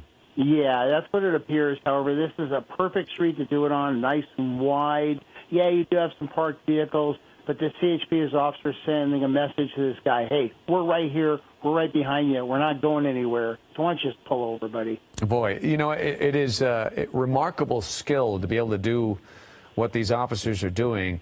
How do you practice a pit maneuver? I mean, do you actually do it in real life, and you pit cars? Yeah, you actually do. When you went through the EVOC course, the sheriffs, we don't have the bumper CHP has, but they actually practice it on other patrol cars. And the idea is to get to the right rear quarter or left rear quarter of the vehicle, impact it right by the tire, spin it out of control, so you have to give the vehicle gas to spin it, and then hit the brake so that you're not entangled with the vehicle. But it is a hard maneuver to do because it's counterintuitive to crash into a car. Yeah, it is kind of even maddening to watch. It's so stressful to watch. But I guess you have to do it enough to where you feel confident. You have to have some confidence to pull it off. Yeah, you do, and they practice it just as in briefings We talk about pursuit terminuses. So you have a pursuit, it's ended. How do we do it by the numbers? Or if you're in a pursuit, you practice pursuit. One of the things I used to do with my trainees was say, hey, we're in pursuit. I want you to call a pursuit, a mock pursuit. He Take touched a deep him. breath, decompress, give out the things that the watch commander needs. Right, right. Wow. Okay, so we saw him, he touched that back bumper, and now he's really accelerating. But the CHP officer touched his back bumper. He bumped him pretty good. It didn't turn the car, but he did hit him. Clearly, yeah, it's putting some pressure on the suspect. Hopefully, it'll get him eventually to want to get out of this and give up. Yeah, I think CHP is sending a message that, hey, we're going to end this, so why don't you end it first? And keep in mind, he has a woman sitting next to him, and hopefully she's got the wits to beg him to stop doing this, and maybe with the pressure from both sides will get him to give up. But so far, as you can see, he's accelerating now, really moving, and it's not working so far. No, I think CHP, they do have the green light for the pit maneuver. They're just waiting for the right time. And speed is a factor. The faster he goes, the pit maneuver comes out of play. Okay. He is on eastbound Olympic, moving pretty good on eastbound Olympic. Montebello, I believe they are still in. Montebello takes a really aggressive left-hand turn into oncoming traffic and then, or oncoming lanes, and then there, look at him. He is kind of like straddling that double yellow, staying in the left-hand turn lane, where you just don't know where he's going to go. There's a good shot of the woman sitting next to him, feet up. Actually, her arm is out the window, just kind of hanging on.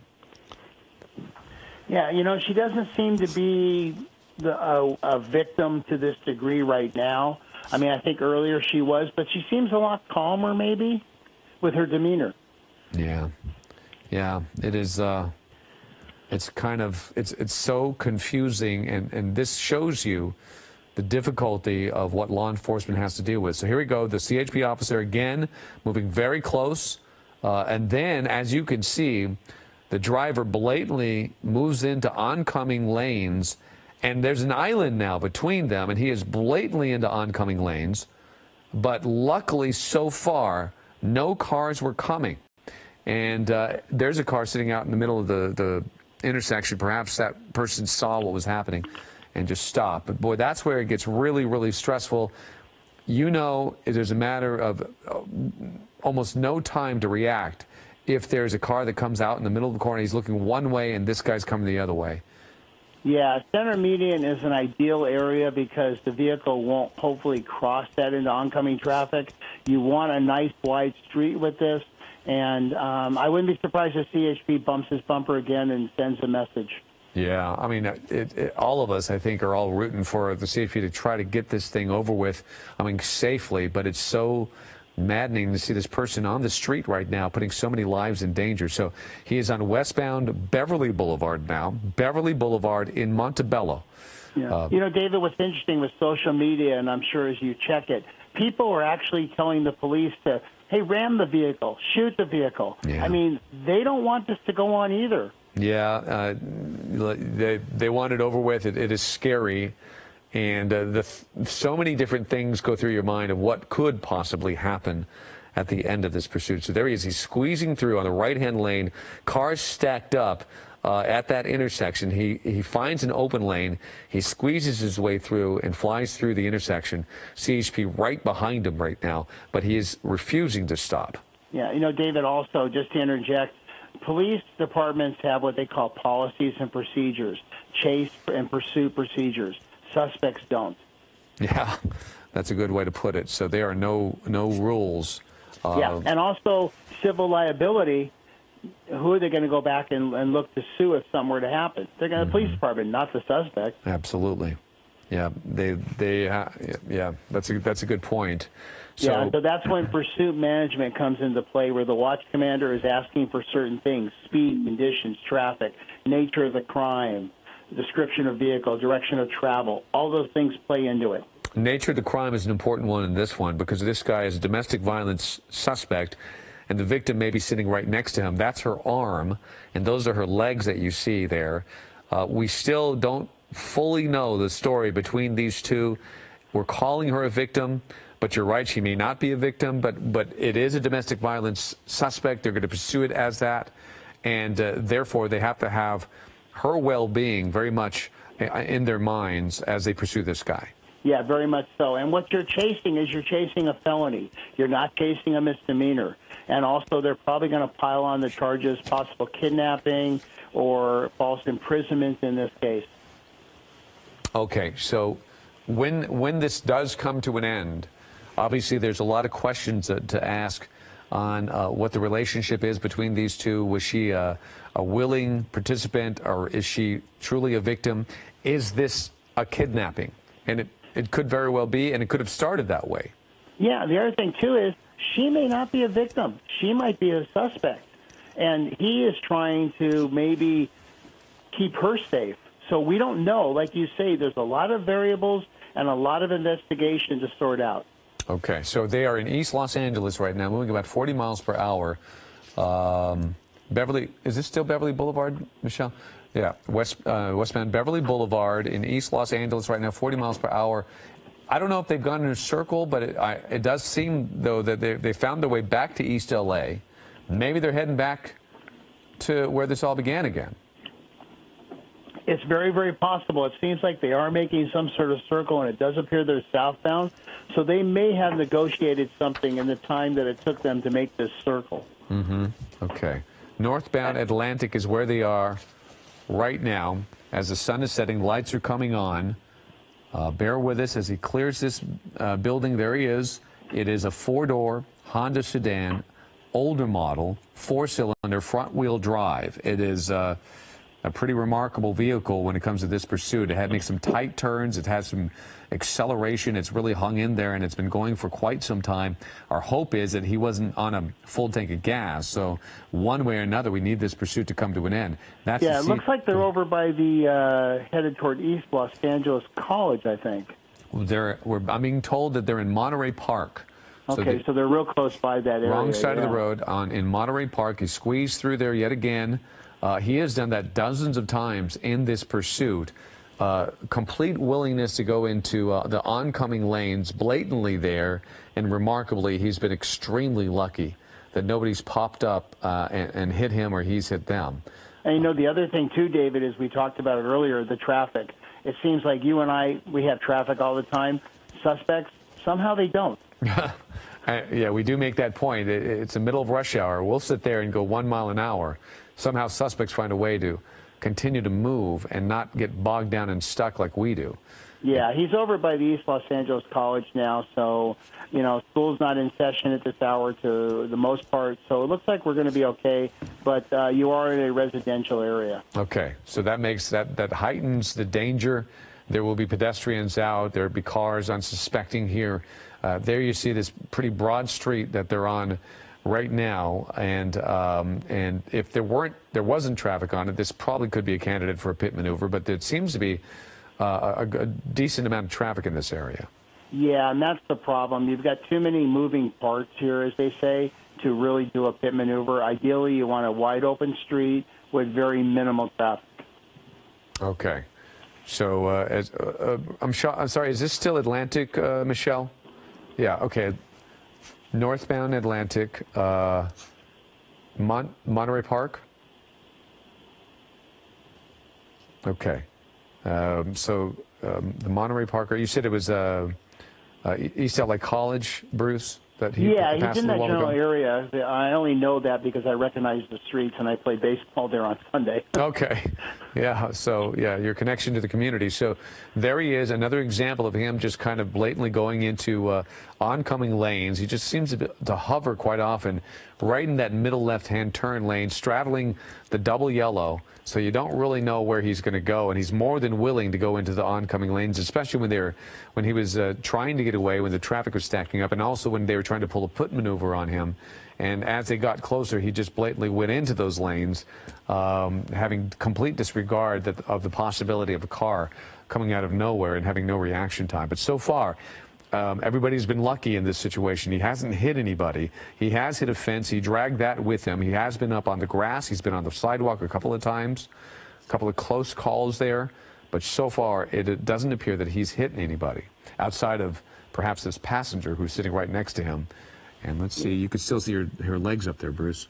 Yeah, you know, David, as technology moves along, I really suspect in a couple of years we're going to see a way to disable vehicles safely, whether some sort of piton is fired from the patrol car that shorts the car out, but not locks the steering. You have OnStar now, not to plug them, but they have the ability to shut the car down. So this technology is catching up, and I really believe we're going to see in the next couple of years pursuits come to an end. Yeah, we've been hearing rumors about that. Boy, wouldn't that be great if they could just kill a car and make it just come to a stop and just end these pursuits, which you'd think in this day and age with our enormous amount of technology, we would do that more. That's interesting about OnStar, and I wonder if they've ever used that in other pursuits, but there may be some protocols still in place that you can't do that. I'm not sure yet, but that is certainly, that would make a good story for us to look into and try to figure out where are we headed and how we deal with these pursuits to make them safer. And actually, David, there was a pursuit where they did use OnStar to disable the vehicle. I believe it was a couple weeks ago, and I want to say it was in Texas. But they did do it, and it worked like a charm. Wow. Okay, so that's a good case there that they can examine and see and use that as an example. That's a good one. Westbound Garvey in Alhambra, I'm being told is where they are. Westbound Garvey in Alhambra. Are they anywhere close to their home? I don't think so. It looks like they're a little west, possibly, and north than where they are. It looks like the suspect, I don't know if his lights are on in the vehicle or he sustained some front-end damage when he went through that construction fence earlier. But that's another issue for law enforcement, too. If he's blacked out, driving on the wrong side of the road, that's a huge public safety issue. Okay, so there's a good shot of the woman next to him. I'm trying to figure out, is it just the movement of the light, or is she moving around? I'm not sure. But it does appear that those are her legs that are up. There's her arms. They're moving around a little bit. We did get some shots of her texting. Oh, he just makes a crazy swerve right there. But, yeah, as we continue to look into the car, when their windows are down like that, you can get a decent look at them. Although with the sun going down, we're not going to see a whole lot more of that without a real challenge. I guess when they put the spotlight on it, that might give us an opportunity to see what's going on in there. But you're right, she seems awfully relaxed. Yeah, and the windows down are actually a plus for law enforcement because they can see into it. The tinted windows are a huge issue for law enforcement because you're walking on a vehicle, and like you said, you don't know if there's any weapons in the vehicle, too. Right, and with a character that is capable of this kind of violence, then you have to, you got to play this expecting the worst. So there he is. He's on the wrong side of the road again. He's crossed over to the double yellow. And he's moving back right now, so he just keeps doing that, back and forth, back and forth. His speed isn't real high right now, so it looks like he might be trying to make a move. And this is another good street to do this. It's wide open. It's no pedestrians. It seems like get up on them and hit them, and let's just end this. Okay, that is the 710 freeway they just went under. So under the 710 freeway, in Monterey Park, I think they're still on Ramona Road. Yeah, okay, so... And there he is continuing to do that same behavior, kind of staying right up against that double yellow in the middle of the road with, a complete willingness to go into oncoming traffic and oncoming lanes just like that. He just seems to straddle that thing, thinking that he can somehow evade the officers that are behind him, even though he's been doing this for the better part of 2 hours, and he's made no leeway. Yeah, and actually, just interesting, he just passed Sheriff's headquarters. The old sheriff's headquarters on Ramona. Okay, and then, so speaking of sheriffs, the CHP remains on this, correct? Correct. They're the primary agency on this. They are in communication via radio and mutual aid requests with the sheriffs as they come into the East LA area, just as they were with LAPD when they were headed toward downtown. And sheriffs are monitoring, and if they're asked to get involved, they will. Okay, so East LA right now. He's winding through. I'm getting some instructions from my producer. So, Michelle, just tell me when you need that. And, okay, the 10 freeway right now. We're on the 10 freeway eastbound. So we are at 7:59, approaching 8 o'clock. And we're going to stay on this coverage on KDOC TV. So you don't turn the channel. You don't need to go anywhere. We're going to stay with this very dangerous pursuit that's been going on for 2.5 hours right now, perhaps more than that, on the 10 freeway, East LA, exiting at Ramona right now, exiting at Ramona. So we're at 8 o'clock on KDOC TV. And just to give you an idea, if you are tuning in for something else, this is extended coverage from Eyewitness News on KDOC TV as we continue to watch this very dangerous domestic violence suspect getting on, one more time, Michelle, the 710 northbound, 710 northbound. This suspect is in that Honda Accord. It's a 4-door, and he's wanted for felony domestic violence, and he has perhaps his victim in the car with him, sitting right next to him in the passenger seat. This pursuit has been going on for quite some time. His behavior has been extremely dangerous, very erratic. It's remarkable that they haven't hit anybody, but CHP is very close to them. They tried one pit maneuver. They tapped his back bumper. He accelerated. He has no qualms, no concerns about going into oncoming traffic. That would be on surface streets. He's at a freeway now. He's on the 710 northbound. Largely when he's been on the freeway, his behavior has been a lot better, especially freeways that don't have a lot of traffic. But here he is as we continue to watch. It looks like he might be, is he pulling over and is he exiting to the right? Let's continue to watch this. Maybe he's getting back on surface streets. And by the way, go ahead, Michelle. Okay. David, 710 and give us a go ahead, Bruce. Calculation of speed. Well, he looks like he's getting off the freeway now. Yeah, they said the 710 came to an end, so that was Valley he's in Boulevard. The Pasadena area now. Okay. Back on the 710 southbound. Okay, so he basically is just he's going in the other direction right now. So this is Bruce Thomas that we've been talking to for quite some time. Bruce, you've been invaluable in covering not just this pursuit but many other law enforcement issues. We thank you for being here with us today and helping us with that. So on the 710 southbound, and Michelle, correct me because I'm getting mixed up here, but I believe it's 710 southbound. So he is heading back on the freeway in Alhambra right now. And Bruce, they've got the what is it called, the sun gun on them? The night sun night from the gun. helicopter, which is a high illumination device which will light up the area. It not only does it illuminate the vehicle, but it also illuminates the area so the motorists know there's something coming up on them. Okay, yeah, so that's very helpful, especially with night. You don't notice a lot of things. If you're just a driver out there, perhaps this will help warn people that something is coming their way. They'll see the bright lights. That is a Honda Accord. And boy, it would be a blessing if that thing would run out of gas. We have no idea how much gas he has, but he's been going for quite some time, accelerating, stopping, accelerating, stopping, and perhaps, hopefully, he's using a lot of gas and he didn't have a full tank. Yeah, and it looks like he's going exactly back where he just came from at this point. All right, so I'm getting more instructions here on what we're doing for programming. So we're going to stay with this for a few more minutes. The 710 southbound going through Alhambra right now. And we'll try to give you some idea on what we've been watching. So we've been on this pursuit since Eyewitness News at 5 o'clock, where we saw some really scary behavior from that suspect that's been driving this vehicle, literally screaming, yelling, maybe even fighting with the woman who was sitting next to him in the passenger seat. And we've been watching her as well. They did seem to be in some sort of a confrontation. Then things started to settle down a bit. She had her legs up on the dash. They'd been there for the better part of 2 hours, and there's a lot of concern about her safety. But then we were able to grab a shot as they went by Air 7, and we grabbed the shot of her actually with both her hands on her phone texting. So we know at least she's moving around. She's got her phone with her. She seems to be okay. We did notice when they got to Southgate, which is where this whole thing began, in Southgate, as they got closer to an area that they were familiar with, the passenger side door kept opening. And bear with us as we continue to figure out the signal issue. They're just on the move so much that sometimes there are signal issues, but it's back now. That's a live picture that you're watching.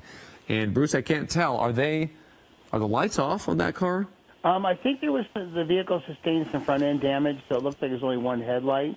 but the rear lights may be non-functional at this point also. Okay, so it is not very illuminated. It's pretty dark right now, but that we're keeping it in the middle of the screen. That is the Honda Accord that we're talking about, that is kind of flying through those left lanes past the regular traffic. Eastbound 60 is where they are right now. Eastbound 60. You know, David, also you wonder if maybe some substances are involved in this. Yeah. Maybe she's under the influence of alcohol. He may be also, and that makes them a little more brazen. Let's face it, Bruce, and you know this better than anybody, most of these situations do involve some kind of illegal substance or alcohol. Yeah, unfortunately, domestic violence calls usually do involve alcohol, and people, we call it the macho juice. Uh-huh. Wow. Okay, what is that? Well, it basically makes people a little more brazen, a little more, puff up their chest, so to speak. Alcohol does one of two things. It makes you smart or stupid. That's true. So there he is. You can see those brakes, but yeah, from the back end, his tail lights are not on. And then, we haven't been able to see quite from the front end, but he's very dark in there. Luckily, the helicopter overhead is illuminating him, so there's a little bit of a warning for folks. Plus, they have the CHP vehicles behind them. There you see them with their lights on. So he seems to be staying in that left lane, and I don't know if that's a shoulder as well. Is that the shoulder, or is that a legit lane? I'm not sure. It looks like it's an emergency shoulder area from what I can see. Okay. He's using that maybe to just weave in and out of traffic at this point. Right. Okay, so eastbound 60 is where they are right now, as this domestic violence suspect continues to try to evade law enforcement, but CHP has been right on him. They even attempted a pit maneuver and got very close to a couple of others. But this guy is refusing to give up. And it looked promising at one point, where this started at Southgate. It went for a couple of hours. He wound his way all the way back to Southgate. It started slowing down.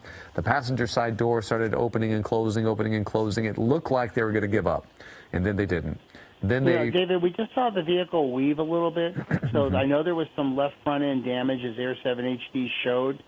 Maybe that is having an impact on the vehicle. Okay, so maybe that he's having a hard time keeping it going, keeping it straight at least, and having to make some abrupt adjustments on the vehicle. Yeah, David, the other thing, too, is CHP is requesting assets, because one of the things you have to deal with is the pursuit terminus, the end of the pursuit, as we call it. And so they're probably asking for canine to be in the area, make sure they have enough manpower to take the suspect into custody, and also safeguard the victim's safety, too. So time is a good thing for CHP at this point. Okay, so assets, they're asking for assets. What about a SWAT team? Who does that come from? They would probably ask for the sheriff's SWAT under mutual aid or our Special Enforcement Bureau at this point, as they're in the area of that. They probably have put them on notice or standby, but at this point they haven't made that request yet, unless this ends and it turns into some sort of barricade. Okay. All right. So, but at least, it shows you law enforcement, they know what they're doing. They're thinking ahead. They're planning for the end of this. And when it does come to an end, and it will eventually, they want to have everything available to them to make it end as peaceful as possible, but prepared for any scenario. Yeah, and that's what briefings are for. You talk to your troops, your men and women, and you say, okay, let me throw a scenario out. What would you do? You kind of round table it. And at the end of every incident like that, they do what's called a hot wash or a tactical debriefing. What did we have done better? What did we do right? What did we do wrong? Okay. So what I understand, they're at 90 miles per hour. They're really moving right now. Here's what we're going to do. We're gonna jump off of the air on KDOC TV in a matter of a few seconds. We're gonna move over to ABC7 Digital. So if you watch us on abc7.com or ABC7 LA on our app, we're going to bring this pursuit over to them. And of course, we'll be back with everything that happened in this pursuit and hopefully some answers to some questions on Eyewitness News at 11 o'clock tonight. We're going to keep you posted, though, throughout the night. And yes, he does seem to have some maneuvering issues there. Bruce Thomas has been helping us out. Bruce, thank you so much. If you stay with us, that's great. If not, I really appreciate your help. We're going to jump off on KDOC TV. Thank you for joining us. Pop over to abc7.com.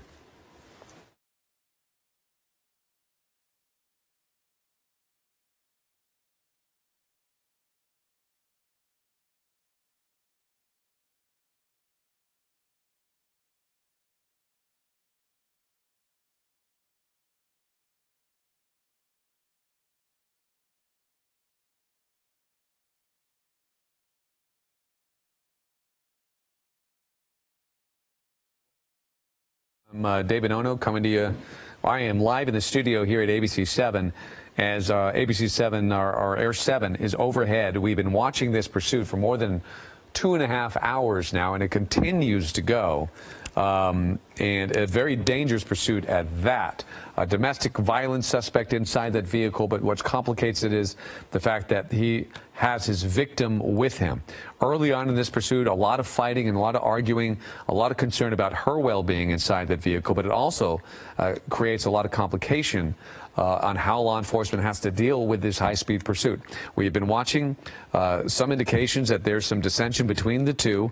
She looked like she was going to try to jump out of the vehicle a couple of times. It started in Southgate. They wound their way back to Southgate. We thought it was going to come to an end, but it didn't.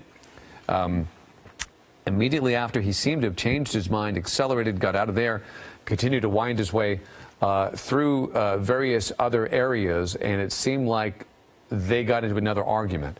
But she's been sitting in that car. Her feet are up against the dash. They've been there for quite some time. We did see a shot of her texting on her cell phone. So we know that she's largely okay. We don't know if she wants to be there or not.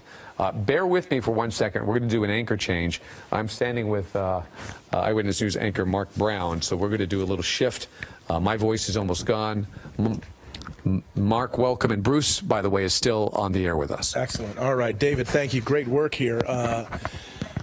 Everybody's got this throat problem this week, so it's going to be tough for us to deal with this thing. These Hondas have tremendous mileage ability, so thank you for your reporting on this and keeping us up to date throughout this pursuit. Bruce, are you there with us? Yes, I am, Mark. All right, glad to have you with us as well as we watch this thing continue to wind its way. Now on the freeway. It's been on surface streets at various times. Now it's on the freeway as well. Eastbound on the 60 freeway at a very high rate of speed, as you can see. When a pursuit lasts this long, Bruce, when you start getting into what is now the third hour, how do officers stay on point? How do they stay tuned into this and not allow their minds to drift? There's a lot of concentration that's involved here, isn't there? Yes, there is. And the nice thing about this is in a pursuit, you have multi-vehicles. The lead vehicle is not calling the pursuit. They're just visually following. The person calling the pursuit is possibly the second or third vehicle, and in this case, the helicopter may be calling the pursuit. So basically, I hate to say it, but it's almost like a leisurely drive. They're just focusing on the actions of the vehicle and not worrying about speed, traffic conditions, direction of travel, all those stressful informational points that the watch commander wants. And also, they're changing out. So you're not going to see the same CHP vehicle in pursuit for probably more than 30 minutes. Okay. Something that obviously puts law enforcement at the advantage over the pursuit suspect, that they have many more vehicles, they've got radios, they've got overhead air support and all of that stuff, plus the training that's involved in dealing with these things, which puts them head and shoulders above the suspect in terms of the ability to deal with what's happening. It's still up to the suspect, Mark, the state of California Post, Peace Officer Standard and Training, mandates pursuit training every year. So the officers go through refresher training at EVOC, such as David went through, but also there are exams, quizzes, videos, and roundtable discussions on this to certify them as patrol pursuit trained. Right. And is that a fairly new phenomenon, or has that been around for a while? No, it's been around for a while as far as the Peace Officer Standard and Training protocols, but we're seeing more and more officers being run through the EVOC, the Emergency Vehicle Operations Center, to get more hands-on experience. Well, it certainly pays off, as we are seeing. Nobody's been hurt that we know of. Any sorts of accidents have been kept to a minimum. There's a lot of decision-making that has to be involved in this, of course. about whether or when to back off of a pursuit. This is not one that you can back off of, though, is there? Because you've got a victim in that car. Yeah, you're right. And you don't know if the victim is willing or unwilling, but in this case, they're going to follow this pursuit, and it's been going on now for 3 hours. And we're going to see it till an end because they do want to safeguard the victim's life. Right. And this is now, it's on the 60 freeway, passing Azusa now. So just continuing for a long period here. It was kind of, when I was covering this earlier in the evening, about, 2.5 hours ago, it was kind of in the Southgate area, Bellflower, Long Beach, kind of circling that area, and then he kind of branched out. And yeah, we're moving further and further east through L.A. County. I don't know the rhyme or reason for this, but it seems like he's definitely headed away from the area he came from. And it could be maybe just that traffic conditions are kind of allowing him to go which way he's going. And now at 8:15 at night, traffic becomes less of a factor. You're going to find fewer roads that are packed with cars, fewer freeways that are packed with cars. He's coming up on another law enforcement vehicle that maybe just kind of happened to be in the area. It doesn't look like this was part of the pursuit, right? That is not a CHP vehicle. Correct? That is some other agency. CHP, if I'm correct, has one door painted white. This one has two. Yeah, it looks like that's a sheriff's vehicle. It's a sheriff's patrol possibly vehicle. The officer's the end of his shift headed home. Yeah, right. I mean, he just happens to be on that freeway. The guy just drove past him. Yeah, and obviously that sheriff's not going to get involved because he has not been requested to get involved, and I'm sure that's the last thing you want to do is interfere with another agency. Especially at the end of your shift. Yeah, paperwork is paperwork and overtime is overtime. It comes with the job. Yeah. I'm being told he was going 95 miles an hour. He's getting off the freeway here, and they're going to tell me what the off-ramp is, and we'll find out where he's going. He's at Nogales, the Nogales exit off of the eastbound 60. Whoa, he really ran through there and came very close to a couple of vehicles that were just traveling. He made that very hazardous right turn. He has outdistanced his pursuers a little bit here. I don't see a car immediately behind him. I don't see a patrol vehicle or a CHP vehicle immediately behind him. He's now gone through an intersection, blown through a red light. This is on Nogales, just off the 60 freeway, heading through the surface streets there. I wonder if he's going to try to do a foot bail here since he's put a little bit of distance between himself and his pursuers, although very clear to see, not between himself and the pursuing law enforcement helicopter. Yeah, he's back in sheriff's territory, space. so I'm sure they've been on the radio putting Walnut Station. Okay, he's bailed out of the car. He's bailed out. And there's a pursuing law enforcement vehicle. This is some sort of a business here. We don't know what it is. We're going to circle around, see if we can get to find out what it is that he's trying to run into and if he made it inside. This big building here, this is a parking lot, some sort of a business. It could be a grocery store. It's a 99-cent store, I'm being told in my ear, in the city of Industry. A 99-cent store. He got out, he pulled into a parking space, ran in. Look at all the people running out of the building now. Look at all those people running out of that 99-cent store. Being told, I'm sure the officer went in and said, everybody get down or everybody get out. What do? When you're in that situation, your suspect is running into a clearly occupied building like that. What are the things you say? Yeah, now this thing has just been amped up to another higher level. He's run into a store. There are innocent people in that store. We could have a hostage situation. Now, the suspect seemed to put on more clothing than what he had earlier. So hopefully they got a good description of the suspect. And they're going to have to clear that 99-cent store. So they're now asking for sheriff's assets to get in that area, possible the Special Enforcement Bureau also. This is amazing. People running out of that store. They've got kids with them, carrying their children, running out of there. You've got sheriff's deputies there, or CHP. These are CHP officers, I believe, here next to this unit, with their weapons drawn, saying to people, get out of the store. They've got to set up a perimeter here. They've got to get, they've got to have somebody around the back because. Yeah, Mark, it looks like they've got a good perimeter set up. They've got units to the rear of the possible loading dock. You've got officers in the front. But at some point, they're going to have to go in and clear this store. And CHP is going to ask for additional assets to do that. No sign of the woman passenger, by the way. He pulled into that parking space a minute ago. And, in fact, I think that's not it. It's one of those. It's not. I don't think. Oh, maybe it is. I think it is kind of obscured by the palm tree. He pulled into the parking space. and then ran into the store. We don't know what happened to the passenger, whether she is still with the car. Okay, Yeah. police are, we're now getting a report that officers have one person at gunpoint inside the store. We are hoping and assuming that that is the suspect, that they have him at least contained and under, if not handcuff sort of control, at least he's not going to be moving anywhere anytime soon. So we're going to hopefully find out within a couple of minutes whether they've got him. And of course, they will bring him out of the store, and that will be the end of that. We do not know what the woman did. The woman who was riding with him in the car, the passenger, who he was reportedly beating during the pursuit. He was tussling with this woman during the pursuit. At various times she was texting, it appears. She had her feet up on the dash at one point. At several points, though, it appeared he was in some way physically assaulting her. And, of course, this is a domestic violence suspect and situation. Yeah, you know, Mark, I wouldn't be surprised if Air 7 HD could go back to the vehicle that he pulled into the spot if that woman is still just sitting in the car. Yep, which would indicate that, hopefully she's okay. It looks like the passenger door is open.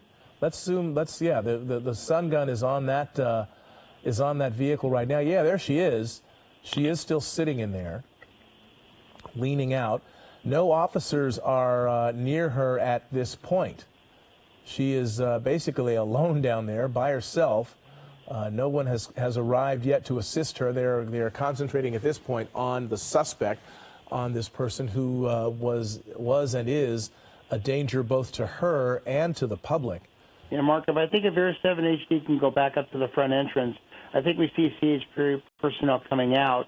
So it may appear, based on their posture, that they have a suspect in custody and they're bringing him out shortly. Okay, let's hope that's the case. Now they're coming over to check on the status of the woman, of the victim in all of this, the woman who was riding in the car with this individual, apparently, according to reports, being attacked while she was riding with him. Officers do need to approach the vehicle with caution, as you know.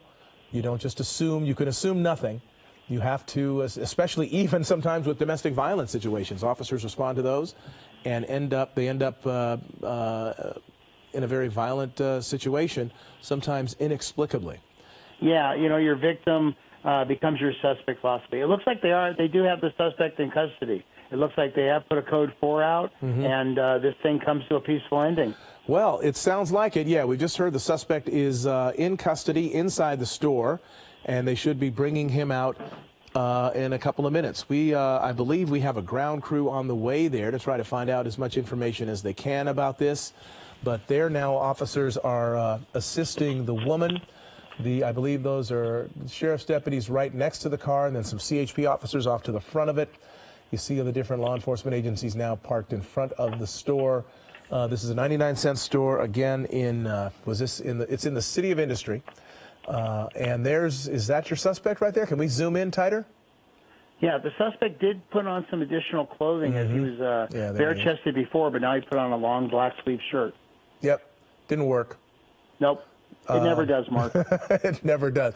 The one we saw one. I don't know if you were with me a few. It was several months ago, probably about 6 months ago, and a guy who was being pursued he stopped right at a freeway overpass or over. I think it was over the LA River, and he stopped, hopped over the fence and went to a homeless encampment under there, and gave somebody else his clothes. And yeah, the guy, I remember that, right. Yeah. And the guy came walking out. Like, I don't know what's going on, and they ended up they found that guy too. I mean, they try all kinds of tactics. That is one that doesn't work. Yeah, Mark, as you know, and we've talked numerous times, the percentage of the suspect getting away is very minimal. Okay, we have a troubling update now to this incident, and that is that the woman is breathing, but she is unresponsive. Breathing, but unresponsive, unconscious at this point. We do not know what sort of injury, if any, she has or what might be going on with her. But according to reports we're getting from the scene, she is unresponsive. That is very troubling. A substance abuse issue may have raised its head, maybe alcohol in this case, and maybe she just passed out. Yeah, we'll have to find out. Now, this is how the pursuit ended, he pulled into that parking space, took off running inside the 99-cent store with a CHP officer in hot pursuit there, as you saw.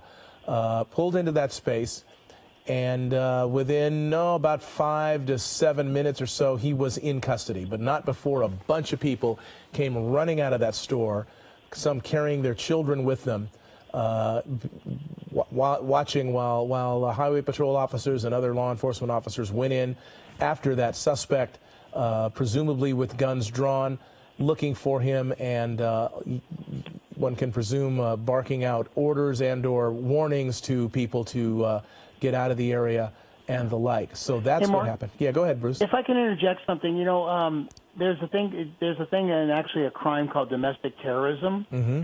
And if you look at the definition, a bank robber who runs into a bank and causes people grief could be charged under that. And so the fact that he runs into a store filled with people and possibly holds them hostage to just a little bit, disrupts that, that's something that maybe the district attorney is going to be looking